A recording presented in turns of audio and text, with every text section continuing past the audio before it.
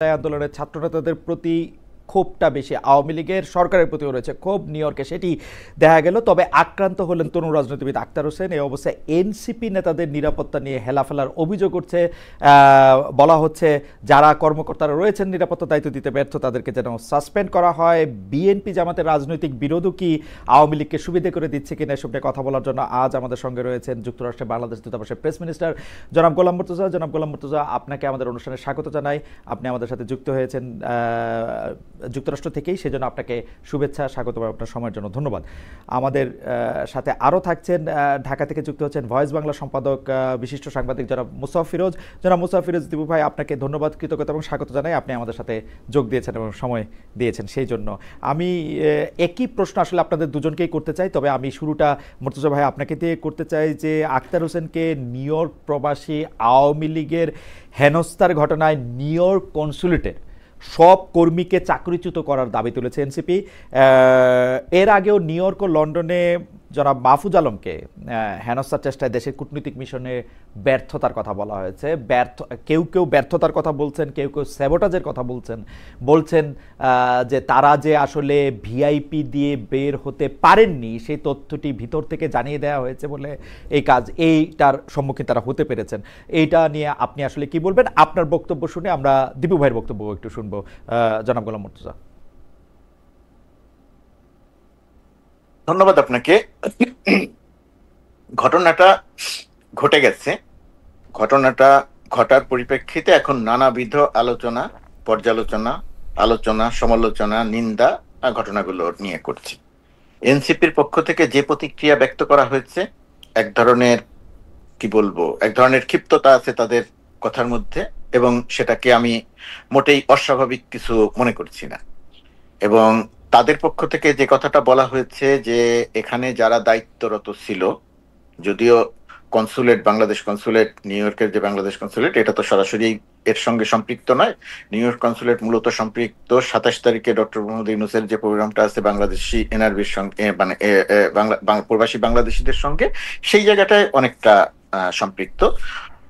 এই এই ইউএনের এই প্রোগ্রামের পুরো ব্যাপারটা দেখাশোনা করে এখানে দূতাবাস তো থাকেই ওয়াশিংটন ডিসির, মূলত পার্মানেন্ট মিশন জাতিসংঘের। যাই হোক, সেটা আলাদা ব্যাপার। এটা সবাইকে মিলেই তো একটা সরকার, সবাইকে মিলেই তো পুরো ব্যাপারটা। তো এই কারণেই এই ব্যাপারটা আলোচনায় আছে যে কার ব্যর্থতার কারণে কিভাবে হলো। সরকারের পক্ষ থেকে ইতিমধ্যে একটি বিবৃতি দেয়া হয়েছে। আর আমি যেটুকু বলি যে এখানে দুইটা প্রসঙ্গ এসেছে। আপনার প্রশ্নের মধ্যে তার কিছুটা আছে যে ডক্টর মোহাম্মদ ইউনূসের সফর সঙ্গী হয়ে 6জন রাজনীতিবিদ আসলেন। এই 6জন রাজনীতিবিদের মধ্যে একজন যেহেতু যুক্তরাষ্ট্রেই থাকেন, সঙ্গে এসেছেন 5 জন। এই 5 জন কেন ডক্টর ইউনূসের সঙ্গে বের না হয়ে, একসঙ্গে বের না হয়ে এই 5 জন কেন আলাদা বের হলো? ডক্টর ইউনূস কেন তাদেরকে সঙ্গে নিয়ে আসলেন না? এই প্রসঙ্গটা সামনে এসেছে। এটার ব্যাপারটা এখন জনে জনে গিয়ে বলা মুশকিল, এবং কতখানি পরিষ্কার করে বলা যায় সেটাও একটা ব্যাপার। তারপরেও আমি যেহেতু আপনার অনুষ্ঠানে যুক্ত হয়েছি, আমি একটু দর্শকদের একটু বলতে চাই। মানুষ বিচার করবে যে আসলে কার ভুল কার ব্যর্থতা, সেটা আলাদা। যখন প্লেন ল্যান্ড করে, উড়োজাহাজটি যখন ল্যান্ড করে, উড়োজাহাজটি কালকে প্রায় 40 মিনিট মতো ডিলে ছিল। যখন ল্যান্ড করার পরে সিক্রেট সার্ভিসের পক্ষ থেকে, যুক্তরাষ্ট্র সিক্রেট সার্ভিসের পক্ষ থেকে পুরো ব্যাপারটা দেখাশোনা করা হচ্ছিল। এমনিতেই ভিআইপিদের, রাষ্ট্রপ্রধানদের নিরাপত্তা দেয়া হয়। আর ডক্টর ইউনূসকে কেন্দ্র করে, সরকারকে কেন্দ্র করে, এনসিপি কে কেন্দ্র করে যেহেতু যুক্তরাষ্ট্রে আওয়ামী লীগের একটা সন্ত্রাসী কর্মকাণ্ডের আভাস পাওয়া যাচ্ছিল, এবং ইতিপূর্বে তারা সেই সন্ত্রাসী কর্মকাণ্ড করেছিল, প্রতিবাদ পর্যন্ত আমার কোনো বক্তব্য নাই, প্রতিবাদ করতেই পারে। তো এই সন্ত্রাসী কর্মকাণ্ডের পরিপ্রেক্ষিতে যেহেতু যুক্তরাষ্ট্র সরকারের সকল সংস্থাকে জানানো হয়েছিল বিষয়টি যেন তারা দেখভাল করেন, এবং তারা সেই অনুযায়ী প্রস্তুত ছিল।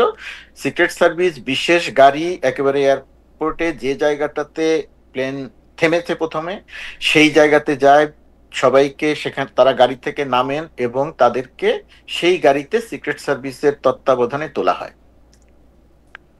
একটা বিশেষ গেট দিয়ে নিয়ে আসা হয়। সেই বিশেষ জায়গা থেকে নিয়ে আসা হয়। কিন্তু ওই জায়গাটাতে যে বিপত্তিটা বাঁধলো, যে সমস্যাটা যে জায়গাটাতে তৈরি হলো, দেখা গেল যে পাঁচজন রাজনীতিবিদ যারা সঙ্গে এসেছেন তাদের যে ভিসা ক্যাটাগরি, সেই ভিসা ক্যাটাগরি ডক্টর যে ভিআইপি গেট দিয়ে ডক্টর ইউনূস রাষ্ট্রপ্রধানের সঙ্গে বের হয়ে আসার যে ব্যাপারটা থাকে, তাদের ওই ভিসা ক্যাটাগরি এটাকে পারমিট করে না। তখন এদেরকে বলা হয়, ইমিগ্রেশন থেকে বলা হয় যে এদেরকে এই সাধারণ লাইন দিয়ে যেতে হবে। সেই সময় ডক্টর ইউনূস নিজে গাড়ি থেকে নেমে ইমিগ্রেশনের সঙ্গে কথা বলেন, সিক্রেট সার্ভিসের সঙ্গে কথা বলেন যে তারা আমাদের ভিআইপি, তারা আমাদের সফর সঙ্গী, বাংলাদেশের অত্যন্ত গুরুত্বপূর্ণ মানুষ, বয়স্ক ছিল, তরুণও ছিল, মির্জা ফখরুলের বয়স কথা বলছি আমি, যে এদেরকে একই সঙ্গে যাওয়া দরকার, আমার সঙ্গে দেওয়া দরকার। কিন্তু ইমিগ্রেশন এই অনুরোধটা রাখে না, তারা বলে যে আমার আইন পারমিট করে না। তখন তাদের সাধারণ লাইন দিয়ে আসতে হয়, এবং সাধারণ লাইন দিয়ে আসতে গিয়ে আরেকটু বিপত্তি বাধে। কারো কারো ফিঙ্গারপ্রিন্ট মেলানোর সময় ফিঙ্গারপ্রিন্টের মেশিনের সমস্যা হোক, অন্য যে কোনো কারণে হোক, সেখানে বেশ কিছুটা দেরি হয়ে যায় ইমিগ্রেশন লাইনে। এর মধ্যে সম্ভবত একজনের, ওই যুক্তরাষ্ট্রের থাকে না যে ইমিগ্রেশন অফিসারের কাছে আসলে আবার ফার্দার কিছু চেক করার জন্য আরেকজনের কাছে পাঠায়, একজনের সম্ভবত এরকমও হয়েছিল। সবকিছু মিলিয়ে এদের বের হওয়ার ওই প্রক্রিয়াটা অনেক সময় লেগে যায়, অনেক দেরি হয়ে যায়। অনেক দেরি হয়ে যাওয়ার পরিপ্রেক্ষিতে তারা যখন বের হয়ে আসেন, বের হওয়ার সময় গেটের সামনে আওয়ামী লীগের কিছু লোকজন দাঁড়িয়েছিল, সংখ্যায় যে তারা খুব বেশি ছিল তা নয়। তো ওই জায়গাটাতে দুর্ঘটনাটা ঘটেছে, এবং সেই দুর্ঘটনার এখন দায় দেয়া হবে, একে দায় দেয়া হবে, ওকে দায় দেয়া হবে। সরকারের পক্ষ থেকে যেটা করা হচ্ছে, আমি যেটা জানি, যে একটা নিজেরা একটা তদন্ত করা হচ্ছে, এবং তদন্ত করে একটু খতিয়ে দেখা হচ্ছে যে আসলে কোন জায়গায় আমাদের নিজেদের কোনো দুর্বলতা আছে কিনা। সেই দুর্বলতা যদি থেকে থাকে, আপনি যেটা বলছেন ভেতর থেকে কোনো তথ্য পাচার করা হয়েছে কিনা, তাদেরকে বিশেষভাবে জানানো হয়েছে কিনা, এই সমস্ত সবগুলো অভিযোগ বিবেচনায় নিয়েই একটু দেখা হচ্ছে যে কোন জায়গা থেকে কি ঘটলো, এবং তার পরিপ্রেক্ষিতে আমার ধারণা যে পরবর্তী আপডেটটা পাওয়া যাবে এবং জানা যাবে। মুর্তজা ভাই, আপনাকে ধন্যবাদ। আপনি মানে একদম মানে ভালো মতোই একজন আমাদের সাবেককালের পেশা মানে রিপোর্টারদের মতো আপনি চমৎকার বর্ণনা দিয়েছেন। কিন্তু আমি এখানে একটা ছোট প্রশ্ন করতে চাই। প্রশ্নটা হচ্ছে যে ডক্টর মোহাম্মদ ইউনূস এবং তার সঙ্গে যারা এসছেন তারা কি এটা জানতেন না যে দুই রকম ভিসা ক্যাটাগরির যদি থাকে উনারা কোনো দিন এই নিরাপত্তা প্রোটোকল পাবেন না, যেটা ডক্টর মোহাম্মদ ইউনূসই বলুক আর ডোনাল্ড ট্রাম্পই বলুক। এইটা যাদের মার্কিন যুক্তরাষ্ট্রে একবার আসার অভিজ্ঞতা আছে তারাও এটা জানেন, যেই রকম ভিসা ক্যাটাগরি সেই রকম নিরাপত্তা বলয়ই তারা পাবেন। মানে ওনারা হত্যা দিয়ে পড়ে থাকলেও ওদেরকে ভিআইপি টার্মিনাল ব্যবহার করতে দেয়া হবে না, বা এইটা ব্যবহার করতে দেয়া হবে না। মানে আমি মার্কিন যুক্তরাষ্ট্রে খুব বেশিবার আসি নাই, 12, 13, 15 বার আসছি, কিন্তু আমি প্রথমবার থেকেই এটা জানি, কারণ প্রথমবার থেকেই এটা আমাকে একদম স্পষ্ট করে বলে দেওয়া হয়েছে 2003 সাল থেকে। এটা কি ডক্টর মোহাম্মদ ইউনূস এবং তার সরকারের তার প্রোটোকল এটা জানতেন না? এটা যে কোনো কারণেই হোক, এখন আপনি যে প্রশ্নটা করছেন, আপনার এই প্রশ্নের যে খুব সরাসরি বা সঠিক কোনো জবাব আমার কাছে আছে তা না। আমার একটু সমস্যা হচ্ছে খালেদ, আমি যেহেতু সাংবাদিক, তো সেই সাংবাদিক হওয়ার কারণে আমি যে কোনো বিষয়ই একটু ঘুরিয়ে পেঁচিয়ে, আপনি যেহেতু প্রশ্ন করেছেন তার একটা জবাব দিতে হবে, এদিকেও গেলাম না ওদিকেও গেলাম না, কিছু একটা পেঁচিয়ে টেচিয়ে বললাম, আমি আসলে ওই কাজটা করতে চাই না, করতে পারিও না। তো সেই কারণে আপনি যে প্রশ্ন করেছেন, আমার ধারণা যে এর সঙ্গে সংশ্লিষ্ট যারা ছিলেন, আমি নিজেরকেও যদি বলি, আমি নিজেই পুরো ব্যাপারে সেটাও আমার সম্পৃক্ততা নাই, কিন্তু তারপর আমি দায় এড়াচ্ছি না। এই ব্যাপারটা ডেফিনেটলি সেইভাবে প্রথম অবস্থাতে নজরে নেওয়া হয় নাই। এর একটা কারণ হয়তো হতে পারে, যেহেতু পলিটিশিয়ানরা একেবারে শেষ দিকে এসে সফরে যুক্ত হয়েছেন, যুক্ত হওয়ার কারণে হয়তো এই বিষয়টি ওইভাবে খতিয়ে দেখা হয় নাই, বিবেচনায় নেওয়া হয় নাই। যদি বিবেচনায় নেওয়া হতো তাহলে হয়তো প্রথম থেকেই যদি জানা থাকতো তাহলে হয়তো বিষয়গুলো এরকম নাও হতে পারতো। নিশ্চয়ই আপনি যে প্রশ্ন করেছেন এবং মানুষ যে সমালোচনা করছেন, এটা তো একটা যুক্তি আছে। আমি অবশ্য বিএনপির অ্যাঙ্গেল থেকেও আপনাকে একটু প্রশ্নটা করতে চাই, কিন্তু আমি আগে দিবু ভাইকে শুনে আসি যে যারা পরে এসে যুক্ত হয়েছে তাদের মধ্যে তাসনিম যারা ছিলেন, কিন্তু মির্জা ফখরুল ইসলাম আলমগীর এবং জনাব আখতার হোসেন আগে থেকেই যুক্ত ছিলেন, এবং সমালোচনার মুখে আমি অনেক সমালোচনা করেছিলাম, বিএনপি থেকে দুজন কেন, ওরা একজন কেন। পরে দেখলাম যে আবার আমাদের এই সরকার খুব কথা শুনে তারা আবার সবাই থেকে দুজন করে নিয়েছেন। মানে এক অদ্ভুত। আমরা এইটা নিয়ে আপনার সাথে কথা বলবো। আমি একটু দীপু ভাইয়ের মতামত একটু শুনে আসি যে দীপু ভাই, এইবার কিন্তু মানে আওয়ামী লীগের হয়েছে কি, যারা বিদেশে আওয়ামী লীগ থাকে তারা অনেক মজা পাইছে। মজাটা পাইছে হচ্ছে লন্ডনে মাহফুজ সাহেবকে আক্রমণ করে, নিউ ইয়র্কে মাহফুজ সাহেবের প্রতি এক ধরনের এটা করে, এবং এইবার এটা প্রায় ঘোষণা দিয়েও এটা করছে। এটা আমি একরকমভাবে যেরকম বলতে পারি যে মজা পাইছে। অন্যদিকে আওয়ামী লীগের তো আসলে কিছু করার নাই। দেশে আপনি তারা রাজনীতি করতে দিবেন না, তার নামে মামলা দিবেন, সে বাইরে হলে আপনি এটা করবেন, সে তো যেইখানে যখন পারবে এরকমই করবে মনে হয় আর কি।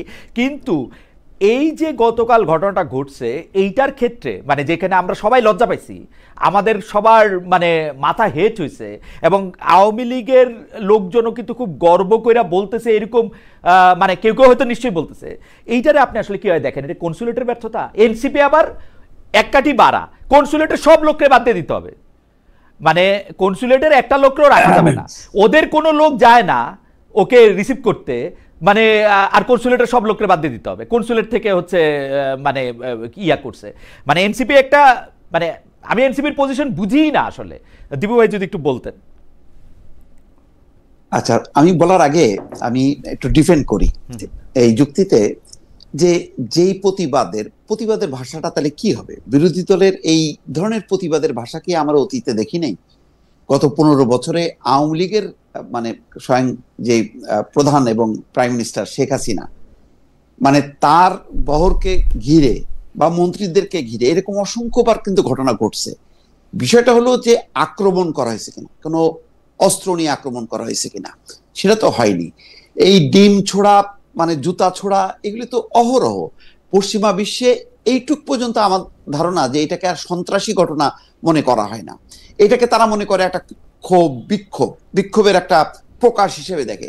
তো এটা যদি আমরা রাজনৈতিকভাবে বিবেচনা করি তাহলে আমাদেরকে, হ্যাঁ অবশ্যই তারা অতিথি, তাদেরকে ডিম ছুঁড়ে মারছে, পিছনে লাগছে এটা, কিন্তু এটা কি মানে রাজনৈতিক ক্ষোভ বিক্ষোভের মধ্যে কি এটা খুবই অস্বাভাবিক? মানে আওয়ামী লীগের পয়েন্ট অফ ভিউ থেকে আমরা যদি বিবেচনা করি যে তারা যদি বলতে পারে যে তাদের তো এরকম অবস্থার মধ্যে হয়েছে, সুতরাং তারা একটা ডিপ মারছে, তারা তো কোনো মানে পাথর মারে নাই, অস্ত্র দিয়ে আঘাত করেনি, তো এটা কি এমন মানে প্রতিবাদের তাহলে কি হবে? না দীপু ভাই, মানে দীপু ভাই আওয়ামী লীগের বন্ধুরা আমার উপরে রাগ করতে পারে, কিন্তু ঘটনা হইতেছে কি, অন্য সময় প্রতিবাদগুলি আমরা দেখছি যে সাবেক প্রধানমন্ত্রী বা তার সরকার অন্য লোকেরা যখন গেছে, এইটা হচ্ছে যে একটা মোটামুটি ভাবে ব্যারিকেড দেয় একটা জায়গার ওপাশে থেকে তারা স্লোগান দিয়েছেন, তারা অনেক রকম কথা বলেছেন, কেউ কেউ নানা ধরনের অঙ্গভঙ্গিও করেছেন। কিন্তু এইখানে হয়েছে কি, যখন মির্জা ফখরুল ইসলাম আলমগীর, জনাব আখতার হোসেন, তাসনিম জারা তারা যখন বাইরে ছিলেন, তারা কিন্তু একদম গায়ে গা লাগোয়া ছিলেন, তারা এতটুকু কাছাকাছি ছিলেন, এবং তারা খুবই আক্রমণাত্মক, আমি বলবো কিছুটা অশালীন ভাষায়, কিছুটা না মানে অশালীন ভাষায় তারা গালাগালি করতেছিলেন। এইটা হইছে আর কি, এইটা আমার কাছে মনে হয়েছে যে, কিন্তু আমি খালেদ, আমি যেই ভাষাগুলি শুনছি তার মধ্যে কিন্তু একজন বলছে যে এই আপারে দিস না, ওই আক্তারকে দে, রাজাকারে দে। হ্যাঁ, এখানেও কিন্তু তাদের মধ্যে কেউ কেউ সেন্সিবল লোক ছিল, যাতে তাসনিম যারা যেহেতু নারী, তার যাতে সম্মান সম্ভ্রমটা রক্ষা হয়। মির্জা ফখরুল ইসলাম আলমগীরকে খেয়াল করেন, উনার এত কাছে, উনারা পারলে কিন্তু ধাক্কা দিলেও কিন্তু বাগে ছিল। মোট কথা আওয়ামী লীগের এই বিক্ষুব্ধ নেতা কর্মীদের বাগের মধ্যে থাকার পরে তারা যেইটুক করেছে এর থেকেও কিন্তু বেশি হইতে পারতো, কারণ কোনো বাধা ছিল না। তাহলে এটাকেও আমাদের মাথায় রাখতে হবে যে রাজনৈতিক বিষয়টা তো, যারা গেছে তারা হয়তো রাষ্ট্রের অতিথি, কিন্তু তারা তো রাজনৈতিক ব্যক্তি, আর যারা বিক্ষোভ করছে তারাও কিন্তু রাজনৈতিক ব্যক্তি। আমি এটাকে সমর্থন করছি না, কিন্তু এটাকে কি একেবারে খুবই অস্বাভাবিক? মানে এরকম দৃশ্য কি পৃথিবীতে ঘটে না? মানে অন্যান্য আমরা মানে পশ্চিমা দেশগুলোতে আমরা তো এরকম অহরহ দেখি, ধস্তাধস্তি, মারামারি, পার্লামেন্টের ভেতরে হচ্ছে মানে দুই দলের মধ্যে। তো আমরা এটাকে এত মানে সিরিয়াস নিচ্ছি কেন? এত সিরিয়াস না নিলেও তো পারি, কিন্তু আমরা চাই যে হ্যাঁ, যেই দীপু ভাই কি আমাদের সাথে থেকে একটু বিযুক্ত হয়ে গেলেন কিনা? আচ্ছা দীপু ভাই ফিরে আসুক, আমি একটু মুর্তজা ভাই, আমি আপনাকে একটু বিএনপির অ্যাঙ্গেল থেকে একটু প্রশ্নটা করে রাখি, যেটা একটু বিএনপির অ্যাঙ্গেল থেকে প্রশ্ন করার আগে দীপু ভাই থাকলে ভালো হতো। আমি দীপু ভাইয়ের কয়েকটা কথার একটু জবাব দিই, তারপরে আপনি একটু প্রশ্ন করেন। জবাব ঠিক নয়, আমি আমার ব্যাখ্যা। আচ্ছা দীপু ভাই চলে আসছে, তাহলে দীপু ভাই শেষ করে নিন। দীপু ভাই চলে আসছে, দীপু ভাই শেষ করে। আচ্ছা দীপু ভাই আপনার বরং আমি মনে করি এখানে ব্যর্থতাটা এখানে মেইনলি হচ্ছে লোকাল বিএনপি এবং লোকাল এনসিপি, তাদের নেতা কর্মীরা কই? আওয়ামী লীগের থাকলো, কিন্তু ওই পোর্শনের ওরা কোথায়? তারা নেই কেন? তারা ওই যে জ্যাকসন হাইটে যে ধরনের পাল্টাপাল্টি দেখলাম, হুম, তো সেই রিসিভ করার জন্য মির্জা ফখরুল কেন, যুব দল ছাত্র দলের নেতারা গেলেও যে পরিমাণ শোডাউন হয়, যে পরিমাণ নেতাকর্মীরা ভিড় করে, একটা পাওয়ার এখানে ব্যালেন্স এটা পাওয়ার ব্যালেন্স মির্জা ফখরুল ইসলাম আলমগীর সহ যারা যাচ্ছে মনে হচ্ছে এতিমের মতন করে তারা যাচ্ছে। হ্যাঁ। কেন? এনসিপির কর্মীরা কোথায়, বিএনপির নেতা কর্মীরা কোথায়, জামাতের নেতা কর্মীরা কোথায়? জামাতের নেতাকে তো মনে হয় দেখলাম না, উনি কি প্রোটোকল পাইছে কিনা আমি ঠিক জানি না, কারণ আমি চিনতে পারলাম না। দিবু ভাই তাহলে একটু আপনার কাছে আবার ফিরে আসি, কিন্তু আমাদের মুর্তজা ভাই আবার একটু ইয়া দিয়ে রাখছিল যে উনি একটু কিছু বলতে চান এই সম্পর্কে। একটা সেকেন্ড মুর্তজা ভাই, আমাদের অনেক দর্শক আমাদের সাথে যুক্ত আছে, তো দুইজন দর্শকের প্রতিক্রিয়া একদম পাশাপাশি, তাদেরটা একটু পড়ে শোনাই। দীপু ভাই, নওশাদ আলী সাহেব লিখছেন যে ফিরোজ সাহেব ইনিয়ে বিনিয়ে এই আওয়ামী সন্ত্রাসীকে জায়েজ করার চেষ্টা করতেছে। আর জসউদ্দিন সাহেব একদম পরের প্রতিক্রিয়াটাই, সব ক্রিয়ার প্রতিক্রিয়া আছে খালেদ, ইউনুস মবক্রেসি কায়েম করেছিল দেশে। মুর্তজা ভাই আপনি যদি একটু বলতেন, দীপু ভাইয়ের প্রতিক্রিয়া আপনি কথা বলতে চাইছিলেন। হ্যাঁ, ওইটার প্রতিক্রিয়ায় প্রথমে যেটা বলি যে এটা বিএনপি বলবে, এটা আমি বলবো না, কিন্তু তারপরেও ঘটনাটা যেহেতু আমি জানি সেই কারণে বলছি। বিএনপির এই 4 নম্বর গেট, যে টার্মিনাল 4 নম্বর টার্মিনালে, এই জায়গাটাতে বিএনপির গতকালকে 200 থেকে 300 নেতাকর্মী ছিল। গিয়াস আহমেদের নেতৃত্বে 200 থেকে 300 নেতাকর্মী ছিল। আর ওই গেটটাতে আওয়ামী লীগের লোকজন ছিল 20-30 জনের বেশি না। ওই জায়গাটাতে সংখ্যাটা ছিল এইরকম। ঘটনাটা যেটা হলো, যখন, এবং আপনি জানেন, আপনি আগের অংশে বলছিলেন যে ভিআইপি ভিভিআইপিরা কি ধরনের ব্যাপার হয়, এদেরকে সিক্রেট সার্ভিস বা বিশেষ ব্যবস্থায় বের করে নিয়ে যাওয়া হলে এমন গেট দিয়ে বের করে নিয়ে যায়, এই সামনে থাকা যারা থাকেন তারা বুঝতেও পারেন না যে কখন ঢুকলেন, কখন বের হইলেন, আদৌ চলে গেলেন কিনা, এটা বোঝা যায় না। তো গতকালকেও তাই হয়েছে, এদেরকে বের করে নিয়ে যাওয়া হয়েছে, প্রধান উপদেষ্টার গাড়িকে বের করে নিয়ে যাওয়া হয়েছে। ওইটার পরপর বিএনপি নেতৃবৃন্দ জেনেছেন যে প্রধান উপদেষ্টা সঙ্গে আমাদের যারা এসেছেন তারা চলে গেছেন। তখন বিএনপির, আমি জানি দেখে বলছি, বিএনপির তখন ধারণা হয়েছে যে তাদের মহাসচিব চলে গেছে, হোটেলে যাবে, তারা তখন হোটেলের উদ্দেশ্যে রওনা দিয়েছেন জায়গাটা ছেড়ে। ওকে, আমি আমি শেষ করি, আমি এটাই একমাত্র না তো, জায়গাটা ছেড়ে। ওই কারণে বিএনপিকে ওইখানে ওই সময়টাতে দেখা যায়নি। বিএনপি যখন আবার যেতে চেয়েছে তখন পুলিশ আবার আটকে দিয়েছে যে আর ওইদিকে যাওয়া যাবে না। তো এইটা হচ্ছে বিএনপির কথা। আর এনসিপির যেটা ছিল যে এনসিপির তো মূলত তরুণ ছাত্ররা, এখানে বিভিন্ন বিশ্ববিদ্যালয়ে পড়াশোনা করা, ওদের বড় একটা অংশ, ওরা মনে করেছে বা ওদের ধারণা ছিল যে এয়ারপোর্টে গিয়ে লাভ নাই, কারণ এয়ারপোর্ট তো বিশেষ ব্যবস্থায় বের হয়ে চলে আসবে, ওইখানে তো আমরা কাউকে পাবো না, দেখবো না, যে কারণে ওরা ছিল হোটেলের সামনে, ওরা এয়ারপোর্টে যায় নাই। এই জায়গাটাতে একটা ভুল বোঝাবুঝির ব্যাপার হয়েছে। আর দিবুবের আরেকটা কথা যেটা বলা দরকার, যে প্রতিবাদ, বিক্ষোভ, ডিম ছোড়া, এটা তো পশ্চিমা বিশ্বে, উত্তর আমেরিকা, এই জায়গাটা তো খুব বড় অপরাধ হিসেবে দেখা হয় না, এটা ঠিক আছে, এটার একটা অংশ। আর একটা হলো গালিগালাজ। দিবু ভাই যে একটা দুইটা ভালো শব্দের কথা বলেছে, ওই একটা দুইটাই ভালো শব্দ। আর এর মধ্যে যদি আপনার 5 মিনিট থাকে, 5 মিনিটের মধ্যে 4 মিনিট 59 সেকেন্ড হচ্ছে গালাগালি, এবং সেই গালাগালিটা আমি আপনার ভাষায় প্রকাশ করতে পারবো না, এই ধরনের গালাগালি। এটা তো সেই রকম একটা জায়গাতে এই যে এই প্রতিবাদ, ধরেন আগের প্রতিবাদ, এখনকার প্রতিবাদ, আপনি বিএনপির প্রতিবাদটা যদি খেয়াল করে দেখেন, কখনোই দেখবেন না যে কনসুলেটে গিয়ে লাথি দিয়ে গ্লাস ভেঙেছে।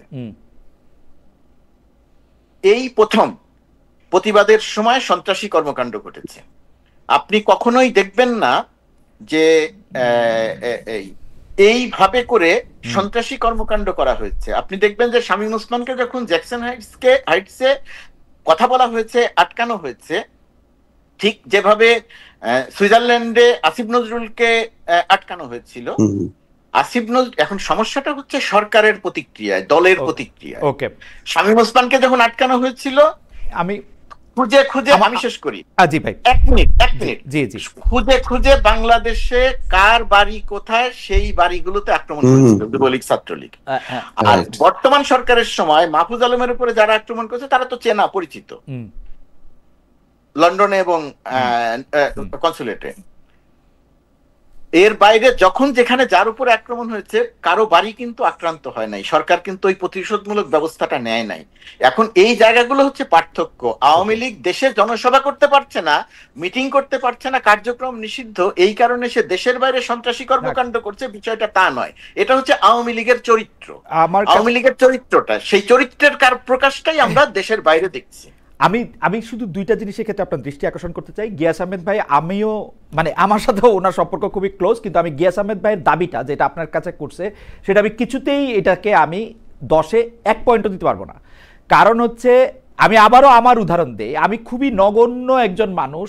আমাকে যখন নিতে জেএফকে বিমানবন্দরে প্রথমবারের মতো আমার বন্ধুর আসছে, বিশেষ এক কারণে আমাকে 3 ঘন্টা সেখানে আমার দেরি হয়েছিল, ওরা কিন্তু 3 ঘন্টা সেখানেই ছিল। মির্জা ফখরুল ইসলাম আলমগীর ভাই গেছেন কি বাইরে, গেছেন কি বাইরে হন নাই, এই তথ্যটুকু তারা জানেন না। এইটা আমার কাছে সম্পূর্ণ অবিশ্বাস্য, এটার মধ্যে আমার কোনো পয়েন্ট নাই। 2 নাম্বার হচ্ছে এনসিপির লোকেরা যে পরে আপনাকে বলছে বা এনসিপির লোকেরা যে দাবি করছে তারা জানতো যে এয়ারপোর্টে গেলে তাদের দেখা পাবে না। এনসিপির লোকেরা অবশ্যই ভালো করে জানতো আওয়ামী লীগ তাদেরকে, ওই লোকজনদেরকে যাদের নেতারা তাদের আসতেছে তাদেরকে তারা প্লেকার্ড দেখাবে, তাদেরকে তারা বর্জন করবে, তাদেরকে তারা বিব্রত করতে চেষ্টা করবে। সেখানে এনসিপি এয়ারপোর্টে থাকার মতো 4টা লোক নাই, এটাও অবিশ্বাস্য। মানে হয়তো লোক নাই, কিন্তু ঘটনা এটা না। মানে এটা হচ্ছে যে আমার 2 পয়সা আমি দিয়ে রাখলাম। আমি একটু দীপু ভাইয়ের কাছে যাইতে চাই যে দীপু ভাই, আপনি তাসনিম জারাকে আক্রমণ করা হয় না আপনি বলতেছেন, কিন্তু ঘটনা হচ্ছে তাসনিম জারাকে আসলে ভার্বালি প্রচুর পরিমাণে আক্রমণ করা হয়েছে। আমার এক বন্ধু আমাকে বলতেছেন যে তাকে আসলে একটি ডিমও মারা হয়েছিল, তিনি শেষ মুহূর্তে কোনোভাবে ডাক করে বেঁচে যান, এবং যে ভাষায় তাকে গালাগালি করা হয়েছে সেরকম আর কখনো ঘটে নাই। মুর্তজা ভাই বললেন যে কনসুলেট আক্রমণ করার মতো ঘটনা কখনো ঘটে নাই। আপনার মন্তব্য একটু শুনতে চাই। শুধু একটি লেজ জোড়া দিয়ে জামাতে ইসলামীর নেতা তাহের ভাই যে বেরিয়ে আসলেন, তিনি আসলে কোন পথে বেরোলেন? তিনি কি ডক্টর ইউনূসের সাথে বেরিয়েছিলেন, আগে বেরিয়েছেন, পরে বেরিয়েছেন? তার ক্ষেত্রে কি হয়েছিল আমাদের কি জানা আছে? এই লেসটা আবার আমরা গোলাম মুর্তজা ভাইয়ের কাছে জি আমি এইটা বলি। জামাতে ইসলামীর নেতাও এই দলের সঙ্গেই ছিলেন। এই দলের সঙ্গে মির্জা ফখরুল ইসলাম আলমগীর ছিলেন, তারেক রহমানের পররাষ্ট্র বিষয়ক উপদেষ্টা ছিলেন, আক্তার ছিলেন, যারা ছিলেন, এবং প্রেস উইং এর 2 জন ছিলেন। জি, আমি প্রেস উইং এর 2 জনকে দেখতে পেয়েছি। তাহের ভাইকে আমি এক ঝলক দেখেছি। তারপরে তাহের ভাই কোথায় ছিলেন, তাহের ভাই কোথায়, যে জায়গাটাতে ঘটনাটা ঠিক যে জায়গাটাতে ঘটনাটা ঘটেছে সেই জায়গা থেকেই জামাত ইসলামীর নেতাকর্মীরা উনাকে সেভ করে নিয়ে গাড়িতে তুলেছে, এবং আওয়ামী লীগের মূল ক্ষোভটা, মূল রাগটা অন্য কারো উপরে, মির্জা ফখরুল ইসলাম আলমগীরের উপরে তারা যে বিশেষ সম্মান দেখিয়েছে তার কারণটা হচ্ছে মূল রাগটা ডক্টর ইউনূস এবং মূল রাগটা হচ্ছে এনসিপির উপরে। ওকে, মির্জা ফখরুল ইসলাম আলমগীরের আমি একটু দীপু ভাইয়ের কাছে চাই যে দীপু ভাই, ডক্টর মোহাম্মদ ইউনূস হচ্ছে যে তিনি আসলে উনার নিজেকে ছাড়া কাউকে আসলে কেয়ার করেন না। মানে আমার এন্টোরেজ হিসেবে যারা গিয়েছে তাদের নিরাপত্তা নিশ্চিত না করে তিনি নিরাপদে বেরিয়ে গেলেন, এইটা হচ্ছে উনার বিপক্ষে সবচেয়ে বড় সমালোচনা। আর পাশাপাশি সমালোচনা তো আমরা করতেই পারি, এনসিপি কেন তাদের লোক গেল না, বিএনপির লোকেরা কেন চলে আসলো, এটা আমার কাছে কিন্তু একটা বারমুডা ট্রায়াঙ্গেল। মির্জা ফখরুল ইসলাম আলমগীর বাইর হন নাই, কিন্তু তারা জানছে যে উনি বাইর হয়েছেন, এটা হইতেই পারে না। It's an absurd. আমি গিয়াস ভাইকে আজকে পাইলে আজকেও জিজ্ঞেস করবো, এবং গিয়াস ভাই আমার ধারণা, মানে আমি জানি না, আমি গিয়াস ভাইকে পাইলে এটা জিজ্ঞেস করবো। এটা আমার কাছে বারমুডা ট্রায়াঙ্গেল। আমি এটা যতক্ষণ পর্যন্ত না জানতেছি এটা আমি জানতে চেষ্টা করবো। এনসিপির ব্যাপারটাও যদি আপনি বলেন, জামাতের ব্যাপারটাও যদি একটু আপনি আমার বলেন দেবু ভাই। না, মানে আমার কাছে তো এটাও খুব লাগলো যে জামাতের যারা নেতা কর্মী শুধু তাদের নেতাকে নিয়ে বেড়ে চলে গেল, তাহলে অন্যদের ছিল না। আমি ভাবলাম যে ওখানে বিএনপি বা এনসিপির কেউ ছিল না, তাহলে জামাতের নেতা কর্মীরা মানে সবার দায়িত্ব নিল না, এটা কেমন কথা? এটাও একটা মানে আমি মানে এই খটকা লাগতেছে। এছাড়া ভিডিওতে আমি আসলে দেখি নাই, সেই কারণে আমি নিশ্চিত না, থাকারই কথা যে তারা একসাথেই বের হয়েছে। হয়তো মানে জামাত তো অনেক কৌশলী, তারা হয়তো আগে থেকে খবর জানতো, হয়তো খুব দ্রুতই তার নেতাকে আলাদা করে নিয়ে চলে গেছে, এটা হইতে পারে। তবে আমি আবারও বলি যে যারাকে উদ্দেশ্য করে গালিগালাজ করা, তাকে ওই যে আবার কেউ আবার তার মধ্যে সেন্সিবল কেউ বলছে যে আপারকে মারিস না, একে মার, ওই আক্তারকে মার, রাজাকারের বাচ্চাকে মার, এইগুলো আমি মানে আওয়ামী লীগ মানে বাংলাদেশের যে বিবদমান কালচার এই রাজনৈতিক দলগুলোর এবং রেশারেশি, এবং এমন একটা মানে পট পরিবর্তনের পর মানে খুব মানে আমি খুব আশা করব না যে খুব মানে সুশৃঙ্খল ভাবে প্লাকার্ড দেখায় প্রতিবাদ করবে, গান গেয়ে গেয়ে প্রতিবাদের ওখানে ভাষা প্রয়োগ করবে, এটা তো আশা করা যায় না। আমি কিন্তু সাপোর্ট করছি না পুরো কার্যক্রমটা, এটা না হলে ভালো হতো, সবচেয়ে ভালো হতো মানে আওয়ামী লীগ বিএনপি সবাই মিলে ওখানে উপস্থিত থাকতো, করতালি দিয়ে আসতো এবং বলতো যে বাংলাদেশের পক্ষে যাতে জাতিসংঘে এই যে আমাদের অগ্রগতি, এই যে সংস্কার, সামনে যে নির্বাচন হবে সেটার জন্য যদি সবাই মিলে ফুলের মালা দিয়ে যদি তাদেরকে নেতৃবৃন্দকে মানে স্বাগত জানাইতো তাহলে খুবই খুশি হতো এবং এটা মানে বিশ্বে একটা অন্যরকম একটা খবরও হতো। কিন্তু এটা তো আশা করা যায় না, এটা তো আমরা সব জানি। কিন্তু আমি বলছি যে এর চেয়েও খারাপ হতে পারতো। সেই তুলনায় আমি মনে করি যে এটা এত মানে মারাত্মক খারাপ হয়নি। কিন্তু তার মানে এই নয় যে আমি সাপোর্ট করছি। একটা গণমাধ্যম কর্মী হিসাবে আমি সব সাইটই ব্যাখ্যা করব। মানে এখানে তো ধরেন মানে আওয়ামী লীগ সাইটে কেউ ব্যাখ্যা দেওয়ার কেউ নেই। আমি সেই কারণে মানে স্বপ্রণোদিত ওই রাষ্ট্র নিযুক্ত মানে উকিল হিসাবে আমি কথা বলতেছি আর কি, যে আওয়ামী লীগকে ডিফেন্ড করতেছি অনেকটা বলতে গেলে। যে আমি তো বাংলাদেশের রাজনীতির কালচারটা বুঝি, নিউ ইয়র্ক জ্যাকসন হাইটের কালচার আর এখানকার কালচারের মধ্যে কোনো পার্থক্য নেই। সেই রেশারেশি কামড়া কামড়ি এখানে বাংলাদেশে হয়তো আওয়ামী লীগ এখন হয়তো গোপনে চলে গেছে, কিন্তু জ্যাকসন হাইটে বা নিউ ইয়র্কে আমেরিকায় তো তারা আর পালাবে না। তারা যখন উপস্থিত থাকবে তখন তাদের কালচার কি হতে পারে, যখন তারা ছিল না অন্য পক্ষ যখন ছিল তাদের কালচার কি ছিল, সেগুলো তো সবই দেখেছি জেনেছি। গোলাম মুর্তজা আমি এটা একটু অন্যভাবে প্রশ্ন করে দিব ভাই, আপনার কাছে কি মনে হয় যে ধরা যাক আওয়ামী লীগের মানে এক অদ্ভুত, আবার সরকারের ব্যাখ্যা আমি বুঝি না। সরকার একসময় বলে যে সরকারের ব্যাখ্যা হচ্ছে আওয়ামী লীগের কার্যক্রম নিষিদ্ধ করা হয়েছে। এখন কার্যক্রম নিষিদ্ধের সাথে দল নিষিদ্ধের পার্থক্যটা কতখানি সেটা আমি ঠিক বুঝতে পারি না। কিন্তু আওয়ামী লীগ যদি এখন তাদের কার্যক্রম নিষিদ্ধের জায়গা থেকে আন্তর্জাতিকভাবে এইটার একটা মানে তৈরি করতে চায়, যে কারণে এখানে আওয়ামী লীগ বিএনপি করা, সেটা কি তাদের পক্ষে গেল? মানে আজকে যে কাজটা, গতকাল যে কাজটা আওয়ামী লীগ করেছে, তার কিছুদিন আগে যে কাজটা আওয়ামী লীগ করেছে, সেটা কি তাদের পক্ষে যাচ্ছে ঘটনাটা? মানে আপনার বিবেচনায় কি মনে হয়? না না না, এটা তো পক্ষে যাচ্ছে না, বরং এটা আমি মনে করি যে আওয়ামী লীগের জন্য আরো ক্ষতি হলো। এই ঘটনার পর দেখবেন যে বাংলাদেশ থেকে মানে বিএনপি, জামাত, এনসিপি সবাই একযোগে এটা নিন্দা করছে এবং তারা ঐক্যবদ্ধ হলো। বরং আগামী নির্বাচনে যাতে তারা অংশ না নিতে পারে সেই দাবিটা কিন্তু আজকে জোরালো হলো এবং ইতিমধ্যে কিন্তু এনসিপির নেতা নাহিদ ইসলাম কিন্তু সেই দাবিটা করছে যে তাদেরকে পুরোপুরি মানে দলগতভাবে তাদেরকে যাতে নিষিদ্ধ করা হয়, যাতে নির্বাচন না করতে পারে। এমনিতেই জাতীয় পার্টি সহ তাদেরকে মানে নির্বাচনে যাতে না আসতে পারে এই ব্যাপারে একটা দাবি আছে, যেখানে বিএনপি চাচ্ছে যে সবার অংশগ্রহণে একটা নির্বাচন হোক। এখন কিন্তু এটা আরো মানে জোরালো হইলো। ফলে এই ঘটনার মধ্য দিয়ে বিএনপির কিন্তু রাজনৈতিক কোনো প্লাস পয়েন্ট হলো না। মানে এইটুক নোংরামি না করলেও পারতো। তারা মানে একটা সুশৃঙ্খল ভাবে যদি প্রতিবাদ করতো তাহলে বরং বলতো যে না এইটুক তো তাদের গ্রহণযোগ্যতা আছে যে তারা প্রতিবাদ করছে, বরং এইটা করে তারা নিজের পায়ে কুড়াল মারলো। আমি একটু মুর্তজা ভাইয়ের কাছে আসি, যে মুর্তজা ভাই প্রতি বছর জাতিসংঘের অধিবেশন হয়, সেই জাতিসংঘের অধিবেশনে মানে সরকার প্রধানরা আসেন, বাংলাদেশ থেকে সরকার প্রধানরা সাধারণত আসেন, বিশ্বের নানা দেশ থেকে, অধিকাংশ দেশ থেকে সরকার প্রধান আসেন। কিন্তু এইবারে আমার চোখে পড়লো যে তিনটি দল থেকে প্রথমে 4 জন নেতা, পরে সমালোচনার মুখে বিএনপির সমান সমান করে অন্য 2 দল থেকেও 2 জন করে নেতা নিয়ে আসা হলেও কেউ কেউ বলছেন ডক্টর মোহাম্মদ ইউনূস একটি মানব ঢাল ব্যবহার করলেন, কারণ তিনি ডক্টর মোহাম্মদ ইউনূস জানতেন যে তিনি বিদেশে এখন চরম, মানে দেশে যেহেতু তাকে নিয়ে কিছু বলা যায় না, বলা যায় তার যেহেতু শুনতে হয় না, বিদেশে গেলে হয়তো শুনতেও হবে, সেই জন্য তিনি একটি মানব ঢাল হিসাবে রাজনৈতিক নেতাদের নিয়ে আসলেন। এইটার ব্যাপারে আপনার কি মনে হয় যে মানে আসলে কি মির্জা ফখরুল ইসলাম আলমগীর, জনাব আখতার হোসেন এবং জনাব আবু তাহেরকে আনা হলো যাতে মানে মনোযোগটা ওদিকে থাকে বা ডিম যা থাকে তা ওদিকেই যায়, ডক্টর মোহাম্মদ ইউনূসের দিকে না যায়? ব্যাপারটা কি এরকম? দেখেন খালেদ, এটা যুক্তি হিসেবে খুব দুর্বল যুক্তি। যারা এই যুক্তিটা দিচ্ছেন আমি তাদের যুক্তিকে খুবই দুর্বল যুক্তি মনে করছি এবং এর কোনো বাস্তব ভিত্তি নাই। তার কারণ হচ্ছে ডক্টর ইউনূস বা তার সফরসঙ্গীদের নিরাপত্তা দেওয়ার ব্যবস্থা বেসামরিক কেউ করে না।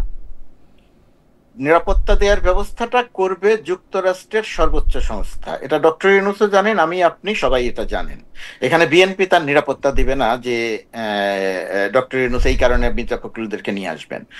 কি কারণে নিয়ে এসেছেন সেটা নানা রকমের ব্যাখ্যা হতে পারে। দেখেন, আগামী 5-6 মাসের পরে নির্বাচন, এই সরকার থাকবে আর 5-6 মাস, তারপরে গিয়ে নির্বাচনের মধ্য দিয়ে একটা রাজনৈতিক দল একটা একাধিক একটা ছোট্ট মুর্তজা ভাই, একটা ছোট্ট মানে ইনফো আপনার সঙ্গে একটু শেয়ার করি। আমার একজন বন্ধু তিনি জানাচ্ছেন যে বিএনপি অ্যাক্টিভিস্টরা লন্ডনে বাংলাদেশ হাই কমিশনরে ভ্যান্ডালাইজ করছে, পিকচার এবং ফার্নিচার ভাঙচুর করছে, মানে কখনো এটা করে নাই অর্থে তিনি এটা আমাকে জানাইছেন।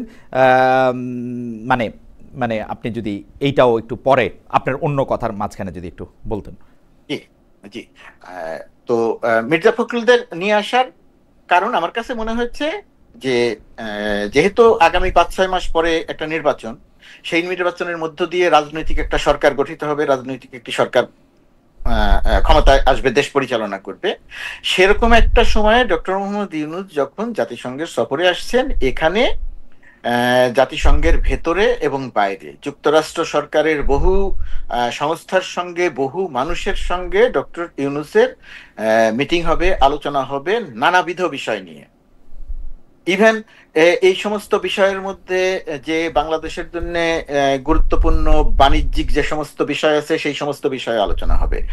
এই জায়গাটাতে চাওয়া হয়েছে এইরকম ভাবে যে যদি রাজনৈতিক নেতৃত্ব ডক্টর ইউনূসের এবারে সফরসঙ্গী হয়ে আসেন, তাহলে যুক্তরাষ্ট্র সরকারের সঙ্গে, ইউএন এর সঙ্গে বাংলাদেশ সরকারের বা ডক্টর ইউনূসের সরকারের যে সমস্ত আলোচনা চলছেন, রাজনৈতিক নেতৃত্ব তার অংশীজন থাকলেন, তাদের দেখা থাকলো, জানা থাকলো, বোঝা থাকলো, এটা বাংলাদেশের জন্য, পরবর্তী সরকারের জন্য আলোচনা বা যা কিছুই বলি না কেন, সেইটার জন্য একটা সহায়ক পরিবেশ তৈরি হবে। আর আরেকটা জিনিস, যে রেওয়াজ ছিল না সরকারি দলের বাইরে কখনো রাজনৈতিক দলের কর্মী নেতাদেরকে সম্পৃক্ত করা। এই সরকার হয়তো সেটাও একটা দেখাতে চেয়েছে যে রাজনীতিতে সক্রিয় দলগুলো, সেই দলগুলোর নেতাদেরকেও সফরসঙ্গী করা হলো। এইগুলো অনেক কিছু কারণ হতে পারে, কিন্তু এই কারণটা কোনোভাবেই ওই কারণ না যে মানব ঢাল হিসেবে ব্যবহার করার জন্য বিএনপি যাতে আওয়ামী লীগের বিপরীতে মাঠে থাকে সেটা প্রমাণ করানোর জন্য বা কৌশলের অংশ হিসেবে রাজনৈতিক নেতৃবৃন্দকে নিয়ে আসা হলো। এটা যুক্তি হিসেবে আমার কাছে অত্যন্ত দুর্বল যুক্তি, এবং আমার কাছে অবশ্যই কোনো ভিত্তিমূলক যুক্তি মনে হয় না। দীপু ভাই, এই ব্যাপারে আপনার মন্তব্য একটু আমি শুনতে চাই। যে আসলে আমার প্রশ্ন, মানে মুর্তজা ভাই যেটা বলছেন প্রশ্নটাও যে শুনছেন, আমি শুধু যুক্ত করতে চাই যে অনেকেই বলতেছেন যে বিএনপি ডক্টর মোহাম্মদ ইউনূসের সাথে এসে অ্যাটলিস্ট বিএনপি এবং কিছু ক্ষেত্রে জামায়াত, তাদের আসলে কোনো পয়েন্ট যোগ হয় নাই, বরং তাদের কিছু পয়েন্ট বিয়োগ হইল এই সরকারের অংশীদার হিসাবে বিদেশে এসে তারা আসলে রাজনৈতিকভাবে লুজ করলেন, কারণ এই সরকারে ইতিমধ্যে নিজেদেরকে ব্যর্থ প্রতিপন্ন করেছেন। ওই সরকারের ব্যর্থতা নিজেদের গায়ে লাগানোর কোনো যুক্তি হয় না। আপনি যদি একটু বলেন। না, সেটা সত্য, কিন্তু এই দায় তো এড়াতে পারে না। সুতরাং বিএনপি এবং জামাতকে এই দায়টা নিতে হবে, এবং তারা নিয়েছে, এটা ভালো করেছে। কিন্তু ওই একটা কথা আমি যুক্ত করতে চাই, এই টিম সিলেকশনটা কিন্তু আসলে আমার পছন্দ হয়নি। ডক্টর মোহাম্মদ ইউনূস যে মাপের মানুষ, উনি মানে দলকে সিলেক্ট করছে, কিন্তু তার বাইরেও গুরুত্বপূর্ণ অনেকগুলো মানুষ কিন্তু বাদ পড়ে গেছে। দেখেন, ডাকসুর সাবেক 3 জন ভিপি, তারা 3 জনই কিন্তু শেখ হাসিনা বিরোধী আন্দোলনে ছিলেন। আসম আব্দুর রব, মাহমুদুর রহমান মান্না এবং নুরুল হক নূর, এই 3 জনের একজনও নেই। তারপরে দেখেন কর্নেল ওলি নেই। মানে ফিরোজ ভাই কে নেই এটা বলে তো শেষ করা যাবে না। আমি বলি যে উনার একটা টিম, উনি যেটা গোলাম মুর্তজা বলছিল যে বিভিন্ন যে স্টেক হোল্ডারদের সাথে যে কথা বলবে, জি, সেই কথা বলা, এবং যেহেতু নির্বাচন আছে, ডক্টর মোহাম্মদ ইউনূসের সাথে সম্পর্কটা আরো গভীর করা, কিভাবে স্মুথলি দেশে ফিরে যাতে নির্বাচনের বৈতরণীটা পার হওয়া যায়, সেই আলোচনাটা তারা একান্তে করতে পারতেন। কারণ ওখানে আসলে এত ভিড়ের মধ্যে ডক্টর মোহাম্মদ ইউনূস যে খুব দ্বিপাক্ষিক অনেকগুলো বৈঠক করতে পারবেন, অনেক সুযোগ আছে, সেটা আমার মনে হয় না। বরং গুরুত্ব হচ্ছে দেশের রাজনীতি হয়তো এখানে কথা বলা মানে কিছুটা কঠিন বা জটিলতা। সেই 10 জন 8 জন বা 10 জন যদি নিউ ইয়র্কে যেতেন, কথা বলতেন, তাহলে এই টিম সিলেকশনটা ভালো হতো এবং এটা প্রেজেন্টেবল হতো।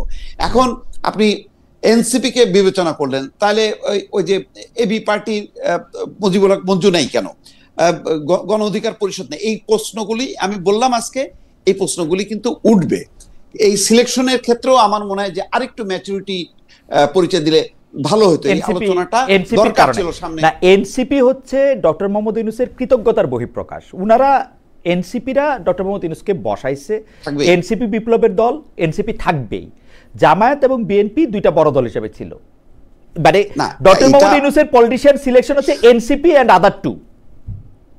আমি মনে করি যে উনি যেহেতু ব্যক্তি, ওনার উচিত ছিল যে এখানে রাজনৈতিক প্রজ্ঞাটাকে সামনে আনা। এখানে মানে দলের চেয়ে ব্যক্তি গুরুত্বটা দিলে ভালো হতো, এটা আমার বিবেচনা, এটা অন্যরা হয়তো বিবেচনা নাও করতে পারে। আর এনসিপি তো অবশ্যই তাদের একটা প্রতিনিধি একজন বা দুজন থাকলো, পাঁচজনও থাকলো, কিন্তু এটাও মাথায় রাখা দরকার যে সময় মানে এই বিপ্লবটা সংগঠিত হয়েছে বা গণঅভ্যুত্থান সংগঠিত হয়েছে তখন কিন্তু এটা এনসিপি না, তখন কিন্তু বৈষম্য বিরোধী ছাত্র আন্দোলন প্রতিনিধি তারা।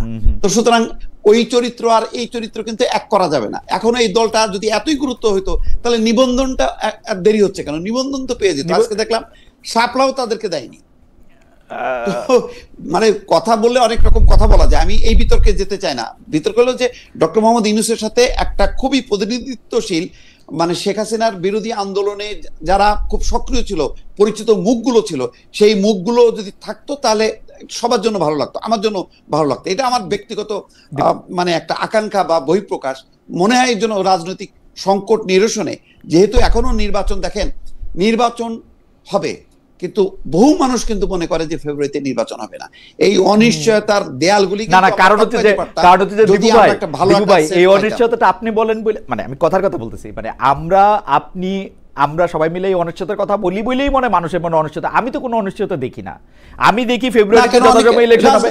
আপনি অনিশ্চয়তা কই দেখেন? সরকার তো নির্বাচনের ট্রেনে লাইনে আমি তো দেখি না, কিন্তু এই নেতারাই তো বলছেন। কালকে যে নাসিরউদ্দিন পাটোয়ারি ওই যে নির্বাচন কমিশন ভবনের সামনে নাসিরউদ্দিন পাটোয়ারি সহ কিছু নেতা নেত্রী আছেন যারা মনে করেন যে নির্বাচনটা হবে না, কিন্তু তারা এটা কেন মনে করেন? তাদের প্ল্যাটফর্ম থেকে যখন বলে তখন কিন্তু মানুষ কিন্তু ধাক্কা খায় যে হবে তো এই আলোচনাটা কিন্তু আছে।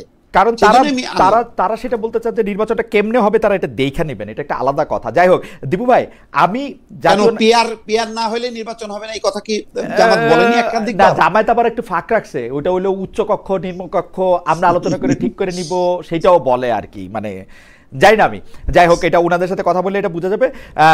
তবে মুর্তজা ভাই, আজকে আপনাকে আমার বন্ধুরা অনেক বেশি দেখতেছেন। এখানে আমার একজন সিনিয়র বন্ধু যিনি আমেরিকাতে থাকেন তিনি বলতেছেন যে 60-70 জনের মতো জামাতে ইসলামীর সমর্থকরা গিয়ে ফুলেল শুভেচ্ছা দিয়ে জনাব আবু তাহেরকে সেখানে রিসিভ করেছেন এবং তাকে নিয়ে আসলে খুব আনন্দ করতে করতে তারা সেখান থেকে চলে গিয়েছেন। একই জায়গায় থাকা বিএনপির, মানে ওনারা আরেকটা প্ল্যাটফর্মে ছিলেন, তারা এখানে এসে পৌঁছাতে পারেন না এবং তারা ভুল খবর পেয়েছিলেন।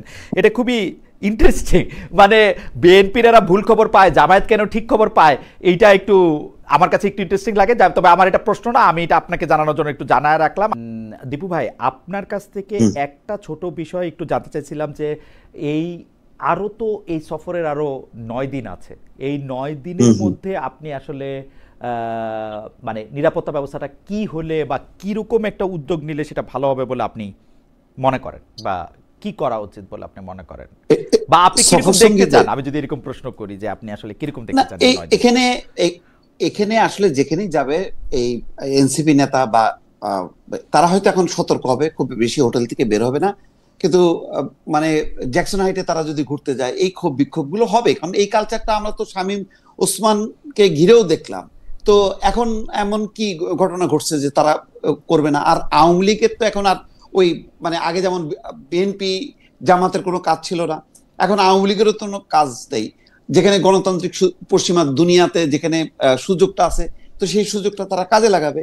এটাই তো হয়ে আসছে আমার কাছে। কিন্তু এই জন্য আমি বলি যে খুব যে একেবারে মহাভারত অশুদ্ধ হয়ে গেছে এমন একটা ঘটনা ঘটে গেল এরকম, হ্যাঁ কেউ যদি হামলার শিকার হতো, আহত হতো, তাহলে একটা এই আলোচনাটা খুব প্রাসঙ্গিক ছিল। এই ক্ষোভ বিক্ষোভটা আওয়ামী লীগ করবে না, আপনি এটাকে খুব মানে বড় ঘটনা আপনি মনে করছেন না, সেটা আপনি বললেন যে মুর্তজা ভাই ফিরে আসছেন ফোন সেটা। মুর্তজা ভাই, আপনি যেটা বলেছেন এটা আমি বুঝেছি। আপনি কি এই লাইন শেষ করবেন? আমার একটা প্রশ্ন ছিল যে আপনি বলছিলেন যে ডক্টর ইউনূসকে কাজে লাগানো। দেখুন ট্যারিফ আলোচনার আমরা যে আলোচনাটা প্রকাশ্যে দেখেছি আর নেপথ্যে বাংলাদেশ যে একটা ইতিবাচক জায়গাতে গেছে, সেই ক্ষেত্রে ব্যক্তি ডক্টর মোহাম্মদ ইউনূসের একটা অবিশ্বাস্য রকমের একটা ভূমিকা ছিল, যে কারণে আমরা এই জায়গাটাতে একটা সুবিধা পেয়েছি। তো যেটা সামনে আসে নাই, আলোচনায় আসে, আমরাও বলি নাই, আলোচনায় আসে নাই, বলার মতো জায়গা বলার হয়তো প্রেক্ষাপটই তৈরি হয়নি। তো এই সমস্ত জায়গাতে এই সমস্ত রাজনৈতিক দল, যেহেতু বড় রাজনৈতিক দল, তাদের একটা লিঙ্ক তৈরি। আমি এই কথাটাই বলার চেষ্টা করেছি, এদেরকে বাছাই করার ক্ষেত্রে, নিয়ে আসার ক্ষেত্রে এই বিবেচনাগুলো কাজ করেছে। আর আপনার প্রশ্নের কথা বলছিলেন। জি মুর্তজা ভাই, আমার প্রশ্ন হচ্ছে যে ট্যারিফ আলোচনাকে আপনি ইতিবাচক বলতেছেন, কিন্তু আমি মনে করতেছি এটা নেতিবাচক আলোচনা হয়েছে, কারণ আমরা পুরোপুরি জানতে পারতেছি না যে আমরা কিসের বিনিময়ে ট্যারিফের সুবিধাটা পেলাম। জনাব ট্রাম্প জনাব ইউনুসের বন্ধুত্বের খাতিরে যে শুধুমাত্র ট্যারিফ কমিয়েছেন এটা আমরা বিশ্বাসও করি না, এবং আপনারা বলেছেন যে এমন কিছু আছে যা আমরা প্রকাশ করতেছি না। আমরা খুবই চাইতেছি যে এমন কিছুটা আপনারা প্রকাশ করেন, যেটা প্রকাশ করা হইতেছে না বলে এই ট্যারিফের আলোচনাটাকে আমি একটা খুবই নেতিবাচক আলোচনা মনে করি। দুই নম্বর আমি একটু বলি, জি আপনি বলবেন আপনি আমাকে এইটাও বলবেন, 1 বছরের বেশি সময় ধরে ডক্টর মোহাম্মদ ইউনূস ক্ষমতায় আছেন, 1 বছরের বেশি সময় ধরে ডক্টর মোহাম্মদ ইউনূস কূটনৈতিকভাবে এমন কিছু করেছেন কিনা যেটা পরবর্তী বা পূর্ববর্তী সরকার প্রধানদের জন্য একটি ফুট স্টেপ বা একটা মাইলস্টোন হিসেবে আমরা বিবেচনা করতে পারি যে এটা উনি ছাড়া আর কেউ করতে পারতেন না। আপনি প্রথমে একটু ট্যারিফের কথাটা যদি একটু বলেন। প্রথমত কথা, উনি ছাড়া করতে পারতেন কিনা সেটা আরেকটা আলোচনা। হয়তো ওনার চেয়ে ভালো কেউ আছে, অথবা ওনার চেয়ে ভালো কেউ আসবে পরবর্তীতে এসে করবে, কিন্তু ডক্টর ইউনূসের ইতিবাচক অনেক দিক আছে কূটনৈতিক জায়গাটাতে, এটা আমি বিস্তারিত ব্যাখ্যা করব না। আর ট্যারিফের আলোচনাটার কথা আপনি যেটাকে নেতিবাচক আলোচনা বলছেন, আপনি আপনার অবস্থান থেকে যে কোনো কারণেই হোক বলছেন, বা কারণটা আপনি বলেছেন। এখানে আমি খুব সংক্ষেপে বলার চেষ্টা করি, বাট 1-2 মিনিট একটু সময় দেন। ট্যারিফ আলোচনায় কিসের বিনিময়ে পেয়েছি? ট্যারিফ আলোচনাটা হয়েছে বাংলাদেশের সঙ্গে যুক্তরাষ্ট্রের যে ব্যবসা, সেই ব্যবসায় যুক্তরাষ্ট্র কি চায় এবং বাংলাদেশ কি দিতে চায় এবং বাংলাদেশ কি চায় তার উপরে ভিত্তি করে। ট্যারিফ আলোচনায় পৃথিবীর যতগুলো দেশ আলোচনা করতে এসেছে, পৃথিবীর সব দেশকে আলোচনা করার জন্য একটা নন ডিসক্লোজার চুক্তিতে স্বাক্ষর করতে হয়েছে। পৃথিবীর সব কয়টা দেশ করেছে আলোচনার জন্য, বাংলাদেশও করেছে। গোপনীয়তার চুক্তি, আলোচনা যখন চলবে সেই সময়টাতে আলোচনার বিষয়গুলো প্রকাশ করা যাবে না।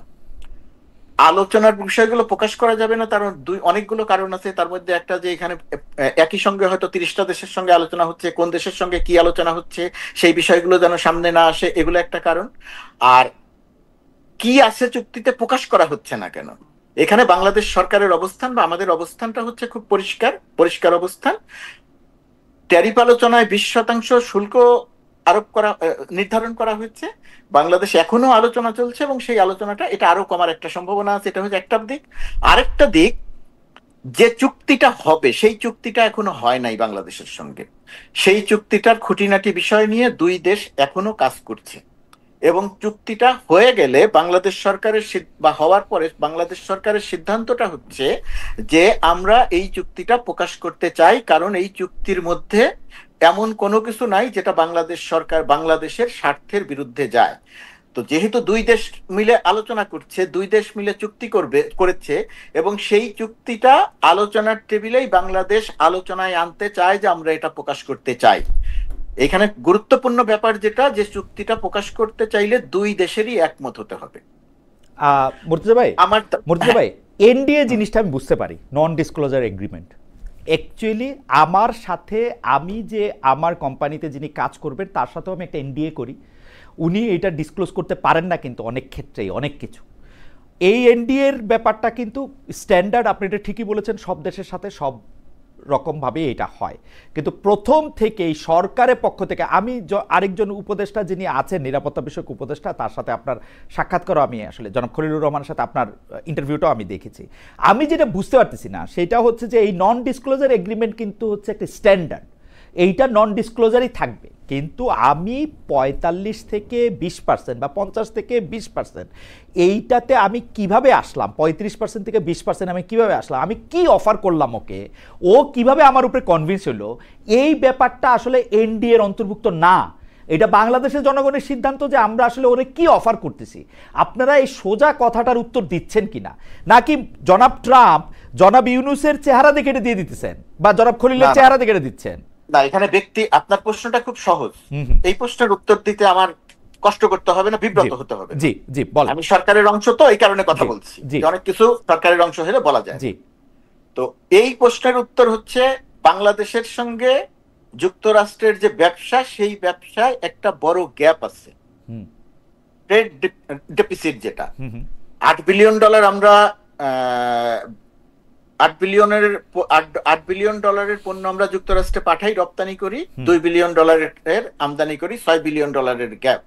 এই ট্যারিফ আলোচনার প্রধানতম বিষয় যে এই গ্যাপ কমাতে হবে। এবং বাংলাদেশ যেহেতু এইখানে তার রপ্তানি আরো বৃদ্ধি করতে চায় এবং বাংলাদেশও সেই গ্যাপটা কমাতে চায়। বাংলাদেশের পক্ষ থেকে যে বিষয়গুলো অফার করা হয়েছে তার মধ্যে একটা বিষয় যে বাংলাদেশ খাদ্য পণ্য কিনতে চায় যুক্তরাষ্ট্র থেকে, কম কিনতে চায়, সয়াবিন কিনতে চায়। বাংলাদেশ যুক্তরাষ্ট্র থেকে কটন আমদানি করতে চায়, যেটা অনেক কম পরিমাণে করে, যেটা অন্যান্য দেশ থেকে অনেক বেশি করে। অ্যাবসলিউটলি। বাংলাদেশ যুক্তরাষ্ট্র থেকে গ্যাস আমদানি করতে চায়, যেটা বাংলাদেশ অন্যান্য দেশ থেকে করে, যুক্তরাষ্ট্র থেকে কম করে। এরকম সুনির্দিষ্ট অনেকগুলো বিষয় বাংলাদেশের পক্ষ থেকে প্রস্তাব দেওয়া হচ্ছে এবং ইতিমধ্যে তার বাংলাদেশ গম কিনতে চায় বা গম কেনা শুরু হয়েছে। তো এই সমস্ত জিনিস যুক্তরাষ্ট্রকে অফার করে। বাংলাদেশ 25টি বোয়িং কিনবে, উড়োজাহাজ কিনবে। 25টি উড়োজাহাজ নিয়ে কথা হয়েছে যে 25টি উড়োজাহাজ নিয়ে আমরা কি করব? এখন 25টি উড়োজাহাজ দিয়ে কি করব? আমাদের যেগুলো আছে সেগুলোই তো আমরা ঠিক মতো চালাতে পারি না, তাহলে 25টা দিয়ে কি করব? প্রথমত কথা, আমাদের ঠিক মতো চালাতে হবে আমাদের বিমানটা, উড়োজাহাজকে। দ্বিতীয়ত কথা, এই যে 25টা উড়োজাহাজ আমরা কিনতে চেয়েছি, এই 25টা উড়োজাহাজ এখন যেটা কিনতেছে, চুক্তিটা এখনো হয় নাই, হয়তো হয়ে যাবে। তো এই 25টা উড়োজাহাজ কেনার এবং বোয়িং এর কাছে যে সমস্ত অর্ডার আছে, আমরা বোয়িং এর সঙ্গে কথা বলতে গিয়ে দেখেছি তারা প্রথম এয়ারক্রাফটটা সরবরাহ করতে পারবে 2035 সালের পরে গিয়ে বা 33 সালের পরে গিয়ে।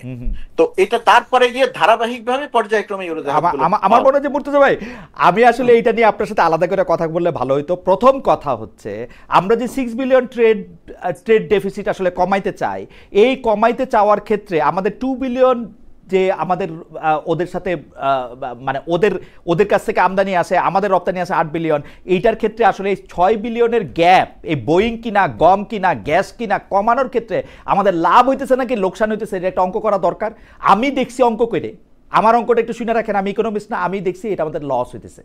যেহেতু আপনারা আমাদের পুরোপুরি জানাইতেছেন না, সেহেতু আমরা এটা পুরোপুরি বুঝতেছি না।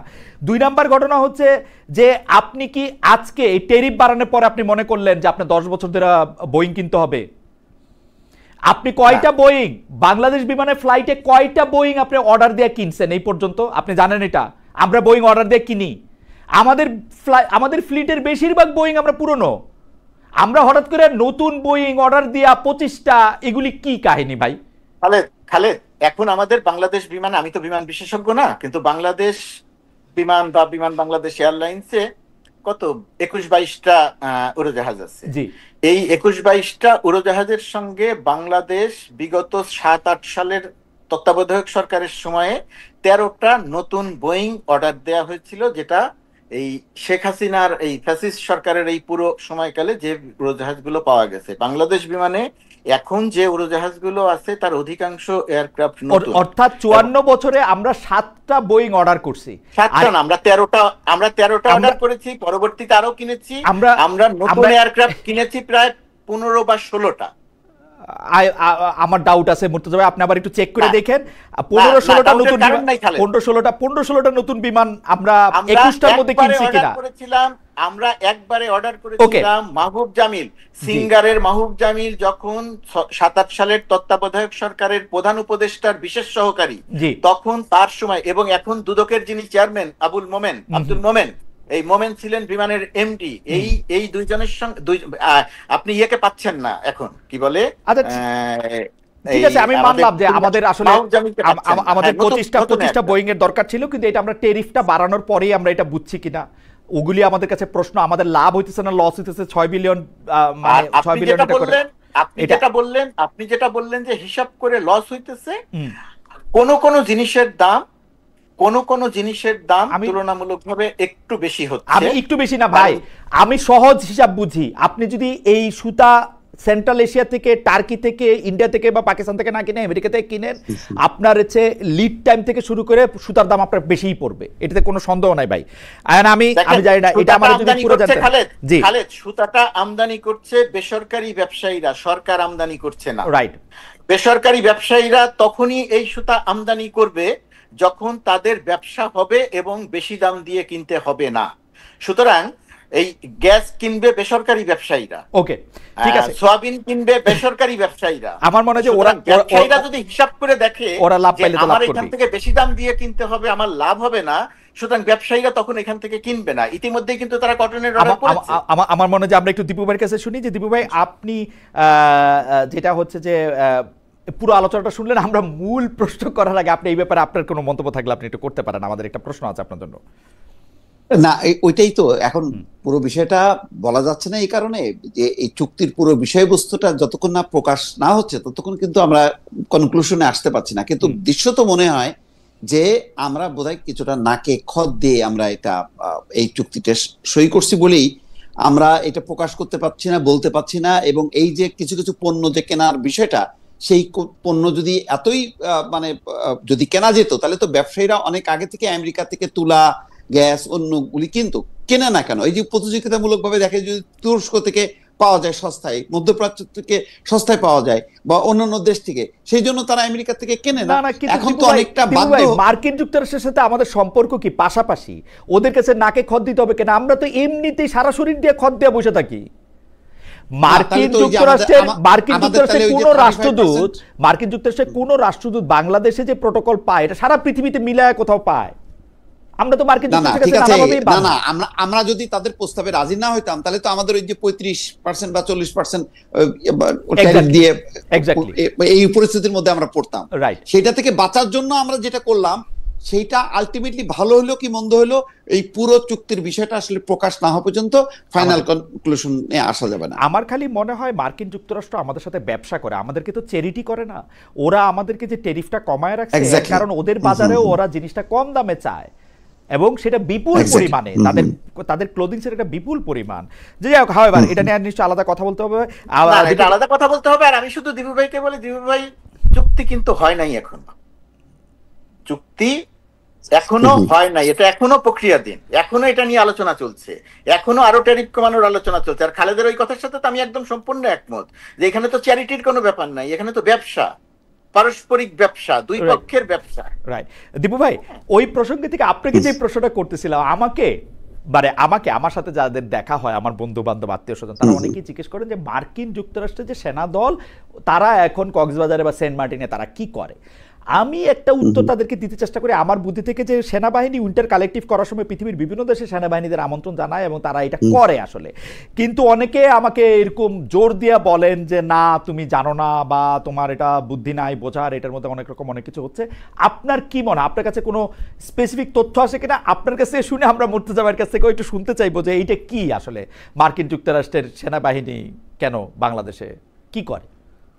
আমার মনে হয় এটা অনেক বেশি জল্পনা কল্পনা। তবে এটা ঠিক যে এখন আঞ্চলিক রাজনীতি বা কূটনীতি পরিবর্তন হবার কারণে, যেহেতু এখন ভারত একটু চীনমুখী, সুতরাং এই অঞ্চলে পুরো গুরুত্ব দিচ্ছে। এইটা এখন এই গুরুত্ব দেওয়ার বিষয়টা কতটুক, ওই যে যেমন দেখলাম সেদিন একটা রিপোর্ট যে তারা একটা বন্দর খুঁজতেছে, সেটা কি আসলেই নাকি এটা অনুমান, অনেক কিছু তো আমরা জানতে পারছি না। যেমন এই যে এই ট্যারিফ চুক্তি যেটা হলো সেটাই তো আমরা অনেক কিছু জানি না, তো এইটা তো আরো গোপনীয় বিষয়, ফলে এই বিষয়টাও কিন্তু এখন পরিষ্কার না। কিন্তু এই কারণে আমরা যখনই দেখি একটা মহড়া, যে মহড়াটা আসলে অনেক কাল ধরে ওই অঞ্চলেই তো হয়, তো এখন হইলেই কিন্তু আমরা বলতেছি ওই যে শেখ হাসিনা বলছিল যে এখানে ঘাঁটি গাড়বে, এই তো সেই ঘাঁটি গাড়তেছে তারা, এই সন্দেহটা আমাদের আসতেছে। এবং আসার আরেকটা কারণ হলো, যেহেতু এই অঞ্চলে আমেরিকার একটা মানে বিশ্বস্ত বন্ধু এই মুহূর্তে নেই, আগে ভারতের উপরে ভর করে সে চীনকে মানে ঠাসা দিত, এখন সেটা পারতেছে না বলে হয়তো মনে করতেছে যে আচ্ছা ঠিক আছে আমরা এখন নিজেরাই এখানে একটা অবস্থান নিই। আমার দর্শকরা নিশ্চয়ই আমার চেয়ে বেশি বুদ্ধিমান, কিন্তু আমি একটু জিনিসটা সহজ করে বুঝতে চেষ্টা করি যে মার্কিন যুক্তরাষ্ট্রের সেনা সদস্যদের বাংলাদেশে আসা কি যৌথ মহড়া, যৌথ প্রশিক্ষণের বাইরে অন্য কোনো কিছু, মানে একটুও এক ফোঁটাও, মানে আপনি এটা কি মনে করেন? না, আমার মনে হয় না আপাতত এরকম কোনো পরিকল্পনা আছে, কারণ এটা এত গুরুত্বপূর্ণ এই মুহূর্তে আমেরিকার কাছে যে বাংলাদেশে এসে মহড়া দেয়া আর একদম স্থায়ীভাবে এখানে বসে যাওয়া, ঘাঁটি গাড়া, যেটা আফগানিস্তানের বাগনাম, ওটা হচ্ছে অন্য বিষয়। ওটা হয়তো ট্রাম্প মনে করতেছে যে ওটা তো তাদের একটা ঘাঁটি ছিল, ঠিক আছে আমরা ওখানে আবার বসি, কিন্তু সেইভাবে বাংলাদেশকে বিবেচনা করছে আমার কিন্তু মনে হচ্ছে না। ওকে, মুর্তজা ভাই কি এই প্রসঙ্গে কিছু বলবেন? আপনার জন্য আমার একটা অরিজিনাল প্রশ্ন ছিল। এইটা অরিজিনাল প্রশ্নটাকে শুধু এটা বলি যে এই যে আপনি যে কল্পনাগুলোর কথা বললেন, এখানে এই সমস্ত কল্পনাগুলো আমি ব্যক্তিগতভাবে গণমাধ্যম কর্মী হিসেবে সাংবাদিক, আমি প্রেস মিনিস্টার এগুলো বললে আমি বিব্রত হই, আমি আসলে সাংবাদিক হিসেবে আমি মনে করি সোশ্যাল মিডিয়াতে যে সমস্ত গুঞ্জন তৈরি হয় সেই সমস্ত গুঞ্জনের সঠিক কথাটা বা সঠিক তথ্যটা গণমাধ্যমের দেয়াটা একটা জরুরি ব্যাপার হয়।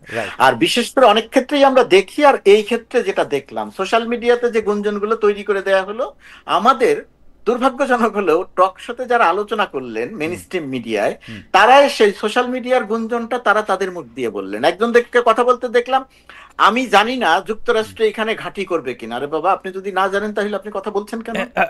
আমি জানি না, উনি বলছেন আমি জানি না যুক্তরাষ্ট্রের সৈন্যরা হোটেলে রেজিস্টারে এন্ট্রি ছাড়া ঢুকেছে কিনা, ইমিগ্রেশন ছাড়া ঢুকেছে কিনা, এটা আমি জানি না। এটা গুঞ্জন আছে, তো গুঞ্জন আছে, আপনার দায়িত্ব তো এটা জানা। আপনি না জেনে এই গুঞ্জনগুলো ছাড়ালেন কেন? এইখানে পুরোপুরি একটা বোগাস বিষয় নিয়ে আমাদের এখানে আলোচনা সোশ্যাল মিডিয়া তৈরি করেছে এবং সেটা আমরা মেইন স্ট্রিম মিডিয়ায় প্রচার করেছি। ঘাঁটির কোনো পরিকল্পনা নাই, বাংলাদেশের এরকম কোনো চিন্তা নাই। আর সেন্ট মার্টিন ঘাঁটির জন্য উপযুক্ত জায়গা না, এটা বহু গবেষণায় প্রমাণ হয়েছে। না, এই যে আপনি এটা একেবারেই অমূলক। আপনি যেটা গুঞ্জন বলতেছেন সেটার ক্ষেত্রে আমি আজকে সকালবেলা দেখলাম কি, গতকাল যে নেতারা আক্রান্ত হয়েছেন, এনসিপির নেতারা এবং অন্য নেতারা, এর জন্য দায়ী হচ্ছেন আপনি, গোলাম মুর্তজা দায়ী। তো এটা খুবই খুবই ইন্টারেস্টিং। আপনিও নিশ্চয়ই দেখেছেন এবং আমাদের অনেকেই এরকম করে বলছেনও, মানে ইনফ্লুয়েন্সারদের মধ্যে কেউ কেউ নিশ্চয়ই বলছেন, নাইলে গোলাম মুর্তজা দায়ীটা কোত্থেকে আসলো এবং গোলাম মুর্তজা কেন দায়ী, এইটা আমি একটু অনুসন্ধান করতে গিয়ে দেখলাম যে আপনি আসলে সরকারি চাকরি, যেটাকে আপনি আসলে চাকরি মনে করেন না, সেটাতে ডাকসুতে আপনি একটি বিশেষ দলের বিপক্ষে একদম অবস্থান নিয়েছিলেন এবং সেটা ঘোষণা দেয়, সেটা আপনি করতে পারেন কিনা তারপর থেকে এটা আরো বেশি হইতেছে, এইটা একটা। আচ্ছা যাই হোক, এটা নিয়ে আপনি মন্তব্য করেন না করেন, আমার প্রশ্নগুলি করা দরকার, একটু সময় পারও হয়ে গেছে, তবু আপনাদের অনুমতি না, আপনাদেরকে একটু বেশি সময় রাখতে চাই কয়েকটা মজার জিনিস শেয়ার করার জন্য। যেমন একজন দর্শক অন্তত 20 বার একই মতামত পাঠিয়েছেন। মতামতটা একটু বলি। খালেদ ভাই, আপনাকে আজকের বাংলাদেশ থেকে দেখি, সবসময় দেখতাম বাঘের মতো প্রশ্ন করতেন, এখন কেমন জানি বেড়ালের মতো প্রশ্ন করেন। আপনার সুপার ফ্যান, কিন্তু আমি অনেক আগে থেকে এখন সিংহের মতো প্রশ্ন করেন। ভাই ভাই আমি বাঘ সিংহ বিড়াল কোনটা হইতে পারবো না, কিন্তু আমি আপনাকে একটা কথা বলতে পারি মুর্তজা ভাই, এইটা নিয়ে যদি আপনি একটু মন্তব্য করতেন, কারণ এই মন্তব্যটা হচ্ছে দীপু ভাইয়ের। দীপু ভাই একটা টকশোতে, সরি দর্শকদের নির্দেশে আবার একটু বলে রাখি, মোসাফিরুজ দীপু ভাই আমার ডিপার্টমেন্টে আমার সিনিয়র, ওনাকে আমি দীপু ভাই বলে ডাকি, আপনারা কনফিউজড হয়েন না। তো দীপু ভাই এই মন্তব্য করছেন, মুর্তজা ভাই খেয়াল করেন যে মানে দেশের গণমাধ্যমের স্বাধীনতা, বিশেষ করে টিভি চ্যানেলের স্বাধীনতার দুরবস্থা তুলে ধরতে গিয়ে দীপু ভাই বলেন, আমি কোট করতেছি, টক শোগুলিতে এখন ভিন্ন মতের লোক থাকে না, সবাই একমতের লোক থাকেন, একই মতের লোক থাকেন, কিন্তু আওয়ামী লীগ আমলেও ভিন্ন মতের গেস্টরা বসে আলোচনা করতেন। তিনি প্রশ্ন তুলেন, সৈয়দ ইশতিয়াক আহমেদ, জয়ী মামুন, মঞ্জুরুল হাসান বুলবুল, ইকবাল সোমান চৌধুরী, তাদের এখন টকশোতে ডাকা হয় না কেন? মানে আপনি এইটাতে নিয়ে কি বলবেন মুর্তজা ভাই, আসলে ডাকা হয় না কেন? যেমন আপনারা যখন ভিন্ন মতের লোক ছিলেন বলেন, আপনাদেরকে জোর করে অনুরোধ করে বহুবার, মানে আমি তো বটেই, সব টিভি চ্যানেলে আসলে নেওয়া হয়েছে। না, প্রথমত কথা, যাদের কথা বিপু ভাই বলছেন যে নেওয়া হয় না কেন, এটা এই জায়গাটাতে আমার মন্তব্য করতে যাওয়া ঠিক না। এটা যে চ্যানেল বা চ্যানেলগুলো নেয় না, সেটা সেই চ্যানেলগুলোর বক্তব্য পরিষ্কার করা উচিত, কেন তারা তাদেরকে ডাকেন না, তাদেরকে কি সাংবাদিক মনে করেন না, তাদেরকে কি টকশোর আলোচক মনে করেন না, কি করেন না, সেটা তাদের ব্যাপারে। এই জায়গাটা নিয়ে আমি মন্তব্য করব না, 1 নম্বর। 2 নম্বর হচ্ছে, আমার ওই জায়গাটা একটু কথা বলি, বলা কোনো মানে নাই। ধরেন যুক্তরাষ্ট্র দূতাবাসে, কনসুলেটে, পার্মানেন্ট মিশনে, যেখানে যে কোনো রকম কোনো একটা কিছু হয়ে গেলেই আমরা দেখছি যে গোলাম মুর্তজা ওইখানে কি করে। এর একটা কারণ হয়তো এই যে, যেহেতু আমি সাংবাদিক, যেহেতু আপনাদের কল্যাণে টেলিভিশনে কথা বলি, আপনাদের চ্যানেলে কথা বলি, যে কারণে আমার হয়তো একটু অন্য যারা কর্মকর্তা আছেন, আমার চেয়ে অনেক বড় বড় কর্মকর্তা আছেন, তাদের চেয়ে আমার হয়তো পরিচিতি আছে। এবং আমি যখন এইখানে আসি, তখন ধরেন এটা খুব ছোট, এটা যে এত বড় নিউজ হতে পারে সেটাও আমি জানতাম না। নিউজ টিউজ হওয়ার কারণে ওনারা সবাই মনে করেন, একটা হলো মানে সরল ভাবে মনে করা যে সবকিছু আমি একা চালাই, এটা একটা সরল মনে করা, যেটা ঠিক না। আরেকটা হচ্ছে, সে যেই হোক, যে কোনো কারণেই হোক, আমাকে হয়তো তিনি পছন্দ করেন না। কারণ থাক অথবা অকারণ থাক, তো আমি যে কোনো ঘটনা দেখলে তাদের আবার অনেক ভিউ আছে, অনেক দর্শক তাদেরটা দেখেন, তো তারা বলে দেন যে গোলাম মুর্তজা এখানে বসে কি করছেন। গোলাম মুর্তজা প্রেস উইং এর দায়িত্বে, গোলাম মুর্তজা প্রেস উইং এর দায়িত্বে, এর বাইরে গোলাম মুর্তজা আরো অনেক কাজ হয়তো করেন, কিন্তু নিরাপত্তা, প্রোটোকল, এয়ারপোর্টে যাওয়া, এইগুলা গোলাম মুর্তজার কাজের মধ্যে পড়ে না, এর সঙ্গে তার কোনো সম্পৃক্ততা নাই। কি করেন সেটা একটা। আরেকটা হচ্ছে যে সরকারি কর্মকর্তা হয়ে আমি কোনো দলের পক্ষে অবস্থান নিতে পারি কি না। রাইট, প্রথমত কথা আমি পারি না, দলের পক্ষে অবস্থান নিতে পারি না। এমনকি রাজনীতি নিয়েও আমি সরাসরি ভাবে কারো পক্ষে বা বিপক্ষে যে এরকম কথা এই টকশোতেও বলতে পারি না।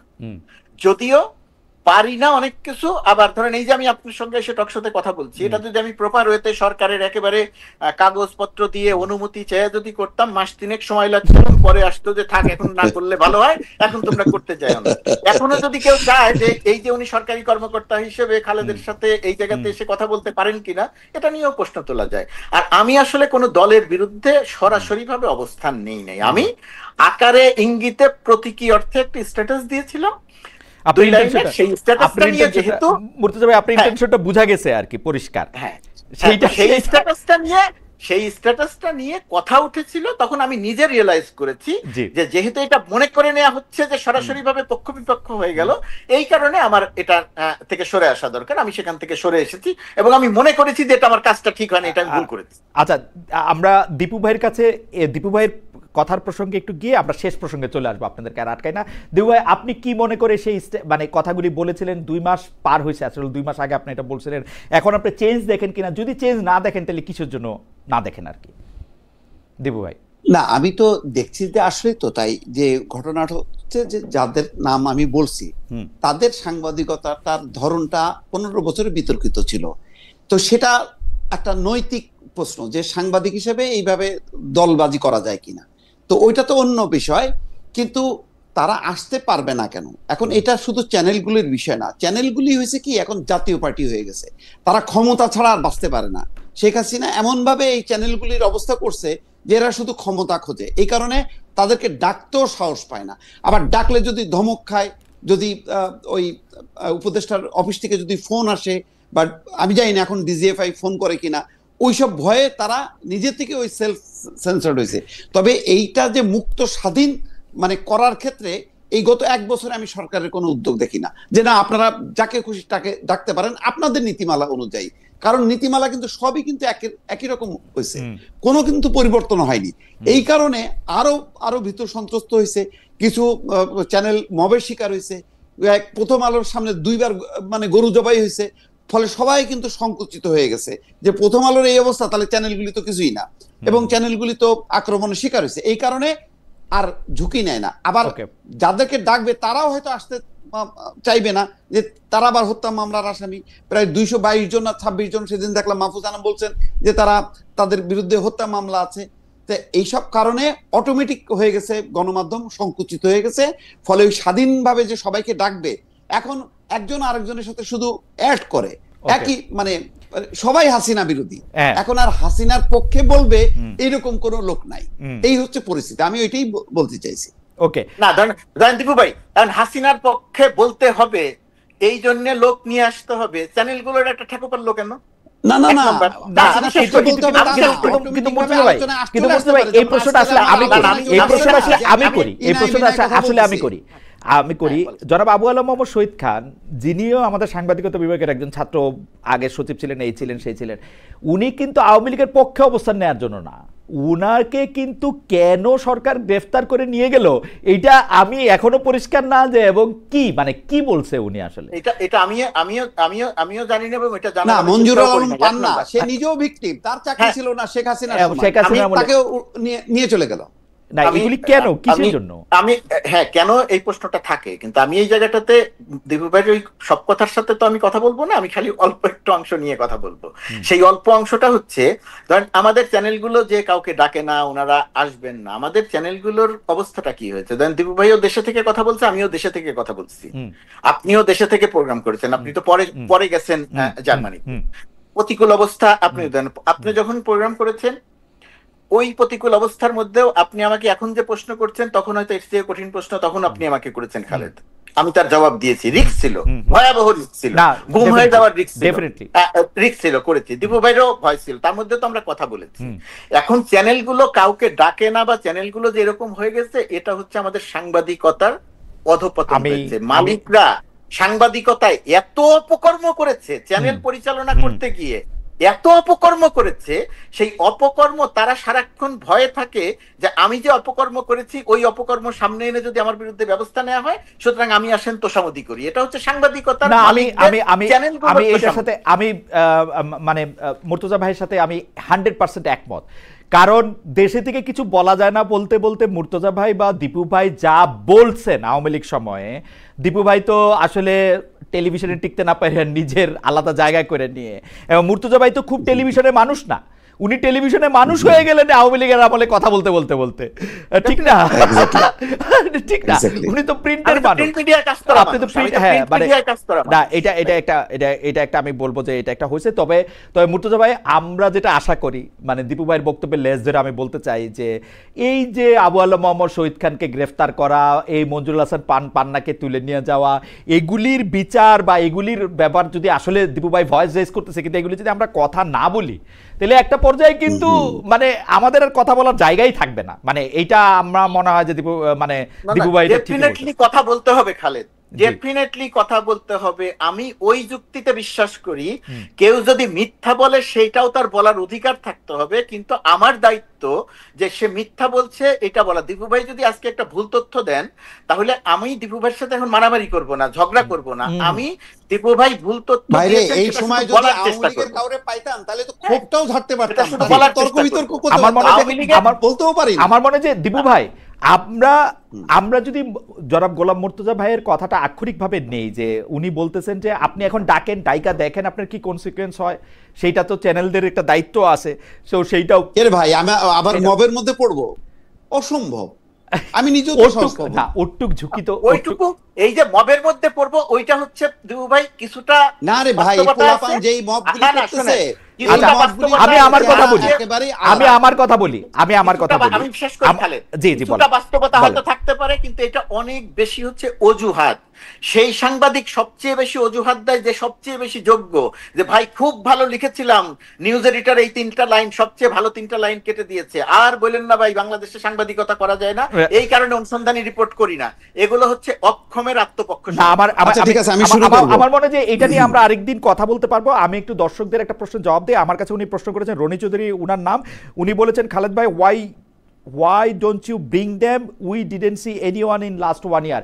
ভাই আমি আবারও বলি, আওয়ামী লীগের যারা নেতা আছেন, প্রধানতম নেতা আছেন, তাদেরকে আমি চেষ্টা করি আনার জন্য, কিন্তু আমি আওয়ামী লীগের যারা প্রথম সারির নেতা, ঘোষিত নেতা আছেন, তাদের সাথে যোগাযোগ করা পর্যন্ত তারা কেউ আমাদের এখানে এখন পর্যন্ত আসার জন্য রাজি হন নাই। কেউ শুধু টেলিফোনে কথা বলতে চান, টেলিফোনে কথা বলার লোক আমি নিব না। আমার ভিডিওতে যদি তারা কেউ আসেন, আমি তাদের অবশ্যই অবশ্যই অবশ্যই অবশ্যই নিব। উনারা যদি সাধারণ সম্পাদক থেকে শুরু করে যুগ্ম সাধারণ সম্পাদক অর্থাৎ নেতৃস্থানীয় কেউ হন, আমি তাদের আবারও বলতেছি, আমি তাদের স্বাগত জানাচ্ছি, এবং তারা আসতে পারে না। কেন আসতে চান না আমি তো জানি না কেন আসতে চান না। এখন ঘটনা হইতেছে যে ইন্টারেস্টিংলি আমি যখন উনাদের আমলেও শো করতাম, উনারা আমার সেই শোতেও আসতে চান নাই, মানে খুবই জোর টোর করে তাদের আনা হইতো। উনারা আমাকে ভালোবাসেন না, এটা একটা কারণ হতে পারে, আর কি কারণ হতে পারে আমি জানি না। দীপু ভাই, এর মধ্যে একটা কারণ আবার এরকম হতে পারে যে ছাত্রলীগের সাধারণ সম্পাদক, ছাত্রলীগের সভাপতিকে ডেকে আমি আবার ওই অনুষ্ঠান থেকে ফিরে আসলাম। এটার কারণ আমি এটা মানে লিগেল আসপেক্টটা আমি বলেছি যে এটার মধ্যে একটা, যেহেতু তখন ছাত্রলীগ নিষিদ্ধ সংগঠন ছিল, কিন্তু আওয়ামী লীগকে এখন আমি কার্যক্রম নিষিদ্ধ বলতে আমি দল নিষিদ্ধ মনে করি না। সেই ক্ষেত্রে দলের কেউ যদি আসেন আমি এটাকে স্বাগত জানাবো। যাই হোক দীপু ভাই, আমাদের লাস্ট প্রশ্ন, আমরা দেখেছি যে কলকাতার একটি পত্রিকা, সেই পত্রিকাটা আসলে খুব যে টপ পত্রিকা সেরকমও না, এই পত্রিকাটার নাম হচ্ছে এই সময়। এইটাতে বিএনপির মহাসচিব একটা সাক্ষাৎকার দিয়েছেন। গোলাম মুর্তজা ভাই, আপনি এই বিষয়ে দীপু ভাইয়ের মন্তব্যের পর আপনি মন্তব্য করে আপনার মন্তব্য দিয়ে আমরা শেষ করবো আর কি। সেটা হচ্ছে যে একটা সাক্ষাৎকার দিয়েছেন, সেই সাক্ষাৎকারে উনি যা বক্তব্য দিয়েছেন, বিএনপি আবার একটা প্রতিবাদ লিপিতে এটা বলছেন যে এইটা আসলে তারা বিকৃতভাবে উপস্থাপন করা হয়েছে। আমরা আপনাকে প্রশ্ন করতে চাই যে বিএনপি যে এই গত ১.৫ বছর ধরে জামায়াত সম্পর্কে তাদের অবস্থানের একটা বিরাট পরিবর্তন ঘটেছে, মানে ২৬ বছর ধরে যারা তার সঙ্গী ছিল তারাই তাদের এখন মেইন প্রতিদ্বন্দ্বী হয়েছে। এইটা রাজনৈতিকভাবে বিএনপির জন্য ভালো হয়েছে কি খারাপ হয়েছে? মির্জা ফখরুল ইসলাম আলমগীর যে বক্তব্যকে বিকৃত করে উপস্থাপন করা হয়েছে বলে বিবৃতি দেওয়া হচ্ছে, সেই বক্তব্যের ক্ষেত্রে মূল সুর আসলে এইটাই। দিবু ভাই যদি একটু বলতেন, আমরা একটু গোলাম মুর্তজা ভাইকেও শুনবো এটা নিয়ে। ওটা তো মানে বিকৃত তো কোনো বিষয় না, পরিষ্কার তো একদম লেখা আছে। মানে এই সময় আমি সাক্ষাৎকারটা আমি পড়ছি, গুগল থেকে বের করে আমি পুরো ওটা পড়ছি। তারপরও প্রতিবাদ কেন দিলেন আমি বুঝলাম না। উনি তো যা বলছেন সেটাই কোট করে পত্রিকাগুলো রিপোর্ট করেছে। তো সুতরাং এখানে মানে বিকৃতির ব্যাপারটা কি আসলো আমি তো এটা পরিষ্কার হইলাম না, আমি নিজে পড়লাম তো। আচ্ছা, আপনি বিবৃতিটা, আপনি কি মনে করেন যে বিএনপির রাজনীতিটা ঠিক আছে, বা মানে ঠিক করা, মানে বিএনপি এখন সত্যি কথা বলতে কি তার প্রবল প্রতিদ্বন্দ্বী মনে করে জামাত ইসলাম, এবং জামাত ইসলাম তার অবস্থানটা আগের তুলনায় অনেক ভালো অবস্থানে চলে আসছে এবং একটা ফাইটিং পজিশনে চলে আসছে। এবং সেই কারণে হয়তো একটা দেখবেন যে এখন বাংলাদেশে মানে বিএনপি এবং জামাত হচ্ছে একদম মুখোমুখি অবস্থা, প্রায় প্রতিদিনই এক নেতা আরেক নেতার বিরুদ্ধে প্রতিনিয়ত বলে। কালকে বিএনপি নেতা বলছেন যে জামাত ইসলাম এবং ইসলামী আন্দোলনকে জাতীয় বেঈমান বলছে। এরকম প্রতিনিয়ত তারাও আবার পাল্টা বলছে। তো এই পাল্টাপাল্টি চলছে কেন? যেহেতু প্রতিদ্বন্দ্বিতার অবস্থায় তারা চলে আসছে এবং জামাতের নেতৃত্বে একটা ইসলামিক জোট হওয়ার সম্ভাবনা আছে। তো সেই কারণে পাল্টা হিসেবে আবার দেখা যাচ্ছে হেফাজতের সাথে তারা ঘনিষ্ঠতা বাড়াচ্ছে, যাতে এইভাবে শুধু ধর্মীয় আবরণটা না দিতে পারে, যাতে বেকায়দায় না পড়ে। ফলে বিএনপি মনে করেন আজকে 6 মাস আগে 8 মাস আগে যতটা মানে কমফোর্টেবল পজিশনে ছিল, এখন কিন্তু সেই পজিশনে নেই। এটা আমার ধারণা। বাস্তবে তো এখন আমি তার মানে প্রতিটা আসন ভিত্তিক আমার কাছে জরিপ নেই, কিন্তু আমি অনুভব করি মানে তাদের বক্তব্য বিবৃতি দিয়ে যে এত তো কাউন্ট করার কথা না, কিন্তু এখন কাউন্ট করছে বলেই কিন্তু এই কথাগুলি আসছে। এবং মির্জা ফখরুল ইসলাম আলমগীরের বক্তব্যের মধ্য দিয়েও কিন্তু পরিষ্কার সেই অভিব্যক্তিটা ফুটে উঠছে। আমার মনে হয় যে আমরা গোলাম মুর্তজা ভাইকে শুনি। সেলিনা পারভিন উনি কষ্ট করে অনেকগুলি একই মেসেজ পাঠিয়েছেন, আমি মেসেজটা একটু পড়ি। আমাদের মনে হয় তুমি ভয় পেয়েছিলে, তোমার বাবারা তোমাকে হুমকি দিয়েছিল, তুমি ভয় পেয়েছিলে। হ্যাঁ ভাই ঠিক বলছেন। জনাব গোলাম মুর্তজা আপনি যদি একটু বলেন। প্রথমত কথা, এই বিএনপি এবং জামাতের রাজনীতিটা নিয়ে বা জামাতের রাজনীতির ওই জায়গাটা, যেহেতু দুটি দল, তো সরকারি অবস্থানে থেকে আমি ওই জায়গাটা নিয়ে মন্তব্যটা করতে চাই না, যদিও আমার মন্তব্য আছে। কখনো আপনার সঙ্গে এবার নিউ ইয়র্কে আসি, আড্ডা দেওয়ার সুযোগ থাকলে আমরা হয়তো সেই আড্ডায় আলোচনা করব। আপাতত পাবলিক হওয়ার দরকার নাই, 1 নম্বর। 2 নম্বর হচ্ছে বিএনপি মহাসচিব মির্জা ফখরুল ইসলাম আলমগীর তো ব্যক্তিগতভাবে আমার বলি, মানুষ হিসেবে উনি খুব শ্রদ্ধার একজন মানুষ, শ্রদ্ধার রাজনীতিবিদ, পরিশীলিত রাজনীতিবিদ। আমি একটু অবাক হয়েছি যে পত্রিকাটার কথা বললেন, সেই পত্রিকাটার সঙ্গে তিনি সাক্ষাৎকার দিতে যে রাজি হয়েছেন। অনেক ক্ষেত্রে ছোট পত্রিকায় সাক্ষাৎকার দেয়া যায় ব্যক্তিগত সম্পর্ক বা নানা কারণে, কিন্তু ভারতের যে পত্রিকা এই সময় বলেন, আনন্দবাজার বলেন, বর্তমান বলেন, টাইমস অফ ইন্ডিয়া বলেন, হিন্দুস্তান টাইমস বলেন, গত 5 আগস্টের পরের থেকে তারা বাংলাদেশ বিষয়ে গুজব এবং মিথ্যা সংবাদ ছাড়া আর কিছু প্রকাশ করে না। বিএনপি কে নিয়ে একটিও ইতিবাচক সংবাদ, বাদ দেন সত্য সংবাদ প্রকাশ করে নাই। বিএনপি কে নিয়ে তারা হয়তো 50টা, এক একজন 50টা করে সংবাদ প্রকাশ করেছে গত 1 বছরে, এবং সেই 50টা সংবাদের 50টা তথ্য থাকলে 50টা তথ্যই ভুল, মিথ্যা। আমি মিথ্যা শব্দটা কম ব্যবহার করি, কিন্তু এই সাক্ষাৎকার যে বিকৃত করা হয়েছে কি হয় নাই, আমি ওই সাক্ষাৎকারের কিছু অংশ পড়েছি, কিন্তু কোনো অডিও বা ভিডিও শুনি নাই। অডিও বা ভিডিও আমরা শুনি, অডিও বা ভিডিও যদি শুনতে পারতাম তাহলে আমি সিদ্ধান্ত করতে পারতাম যে বিকৃত করে নাই। এবং ইন্ডিয়ান মিডিয়ার বা এই সময়ের যে গত 1 বছরের চরিত্র, সেই চরিত্র দিয়ে এটা ভাবার যথেষ্ট যৌক্তিক কারণ আছে যে তারা বিকৃত করেছে। আমার মনে হয় যে এই কারণে আমি এটাই আমার বক্তব্য। ওকে, আমরা দীপু ভাই আপনার দৃষ্টি আকর্ষণ করতেছি, কারণ একজন দর্শক কষ্ট করে একই মেসেজ অনেকবার পাঠাচ্ছেন। আমার কাছে এটা একটু লেজিটিমেট প্রশ্ন মনে হচ্ছে। সেটা হচ্ছে যে জনাব ওমর এফ ইমন ওনার নাম, উনি বলছেন যে হাসনাত আব্দুল্লাহ আজকেও টক শোতে আওয়ামী লীগের পক্ষে যারা সফট কর্নার যারা তৈরি করছে তাদের বিরুদ্ধে হুঁশিয়ারি দিয়েছেন। এ নিয়ে কি বলবেন দীপু ভাই?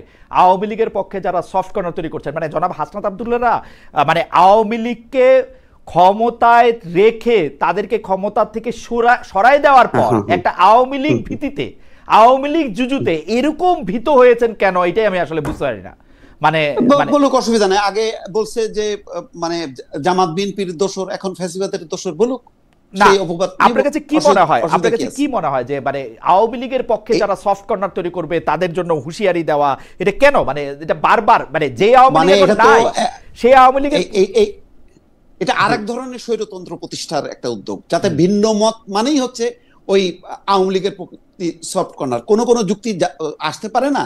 মানে আমি যখন নাকি বিএনপি সমালোচনা করব, ইউনূস সরকারের সমালোচনা করব, জামাতের সমালোচনা করব, তার মানে কি আমি আওয়ামী লীগ হয়ে যাব? আওয়ামী লীগের সমালোচনা কি করছি সেটা আমার প্রোফাইলে যে সে চেক করুক, গত 2-2.5 বছর 3 বছর আমি কি করছি, কি বলছি। তো এখন তাই হবে। তো এখন বিএনপি আগামীতে যদি বিএনপি বা জামাত ক্ষমতায় আসে, তাদের সমালোচনা করা মানেই কি আমি আওয়ামী লীগ হয়ে যাব? তো এখন এই ধরনের, এখন সামনে নির্বাচন, তো এইটা বলে এক ধরনের আর এক ধরনের এই কথাগুলো উচ্চারণ করা মানে আর এক ধরনের ফ্যাসিজম তৈরি করা, যাতে আমি ভিন্ন মত আনতেই দেব না, কোনোভাবেই সমালোচনা সহ্য করব না। এটা ছাড়া আর কি বলবো? মুর্তজা ভাই, আপনি কি একটা লাইন বলবেন আওয়ামী লীগের প্রতি সফট কর্নারটা কি আসলে, বা এই সফট কর্নার করলে মানে এই সফট কর্নারের এত ভীতি কেন এই এনসিপির নেতৃবৃন্দের, বা কি সফট কর্নারটাই কি আসলে? দেখেন, আমি এটাকে ভীতি বন্য হিসেবে কোনো কিছু দেখি না। আওয়ামী লীগের পক্ষে সফট কর্নার বলতে কি বুঝিয়েছেন সেটা হাসনাত বলতে পারবেন, এটা আমি বলতে পারবো না। কিন্তু আমার এখানে বক্তব্যটা হচ্ছে, আওয়ামী লীগ যেহেতু দেশে গণহত্যা করে পালিয়েছে তার নেতারা, এই গণহত্যার হাসনাতটা যেহেতু সেই গণহত্যার শিকার, সেই কারণে তাদের ভেতরে একটা জিনিস থাকতে পারে যে আওয়ামী লীগের প্রতি কেউ সফট কর্নার তৈরি করলে তার বিষয়ে রাজনৈতিক জায়গা থেকে কথা বলে, এটাকে আমি অত বড় অপরাধ মনে করি না, 1 নম্বর। 2 নম্বর ব্যাপার হচ্ছে সরকারের সমালোচনা, ডক্টর ইউনূস সরকারের সমালোচনা। ধরেন ওই যে যারা লিখতেছেন যে গোলাম মুর্তজা কি করলেন, এইটা বলাটাকেও আমি অত বড় কোনো ইয়ে করি না, এটা করা যাবে।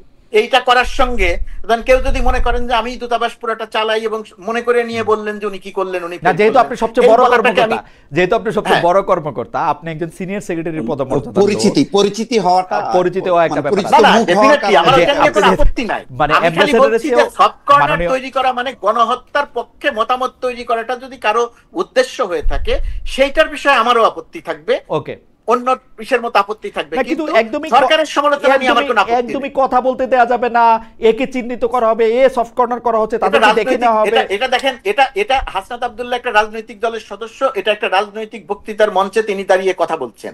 তিনি এটা সরকারের নীতি নির্ধারকের জায়গা থেকে কথা বলছেন না। ওকে, আওয়ামী লীগের বিষয়ে কথা বলার সরকারের নীতি নির্ধারকের জায়গা থেকে, সরকারের নীতি নির্ধারকের জায়গা থেকেও কথা আসলে খুব বেশি মানে আমলে নেওয়া যাবে না, কারণ ডক্টর ইউনূস সাহেব একবার এসে বলে গেছিলেন যে আওয়ামী লীগকে নিষিদ্ধ করা হবে না, তার কিছুদিন পরে আবার নিষিদ্ধ করছেন।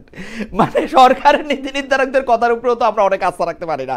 যাই হোক, মুর্তজা ভাই, আপনাকে অনেক অনেক অনেক ধন্যবাদ আপনার সময়ের জন্য। দীপু ভাই, আপনাকেও অনেক ধন্যবাদ আপনার সময়ের জন্য। আপনাদের দুজনের সাথেই আমরা একসাথে কাজ করেছি, মানে কথা বলা আনন্দদায়ক, এবং দর্শকরাও অনেক অংশগ্রহণ করেছেন, আপনাদেরকে অনেক পছন্দ করেছেন। আপনাদের দুজনকে অনেক অনেক অনেক ধন্যবাদ।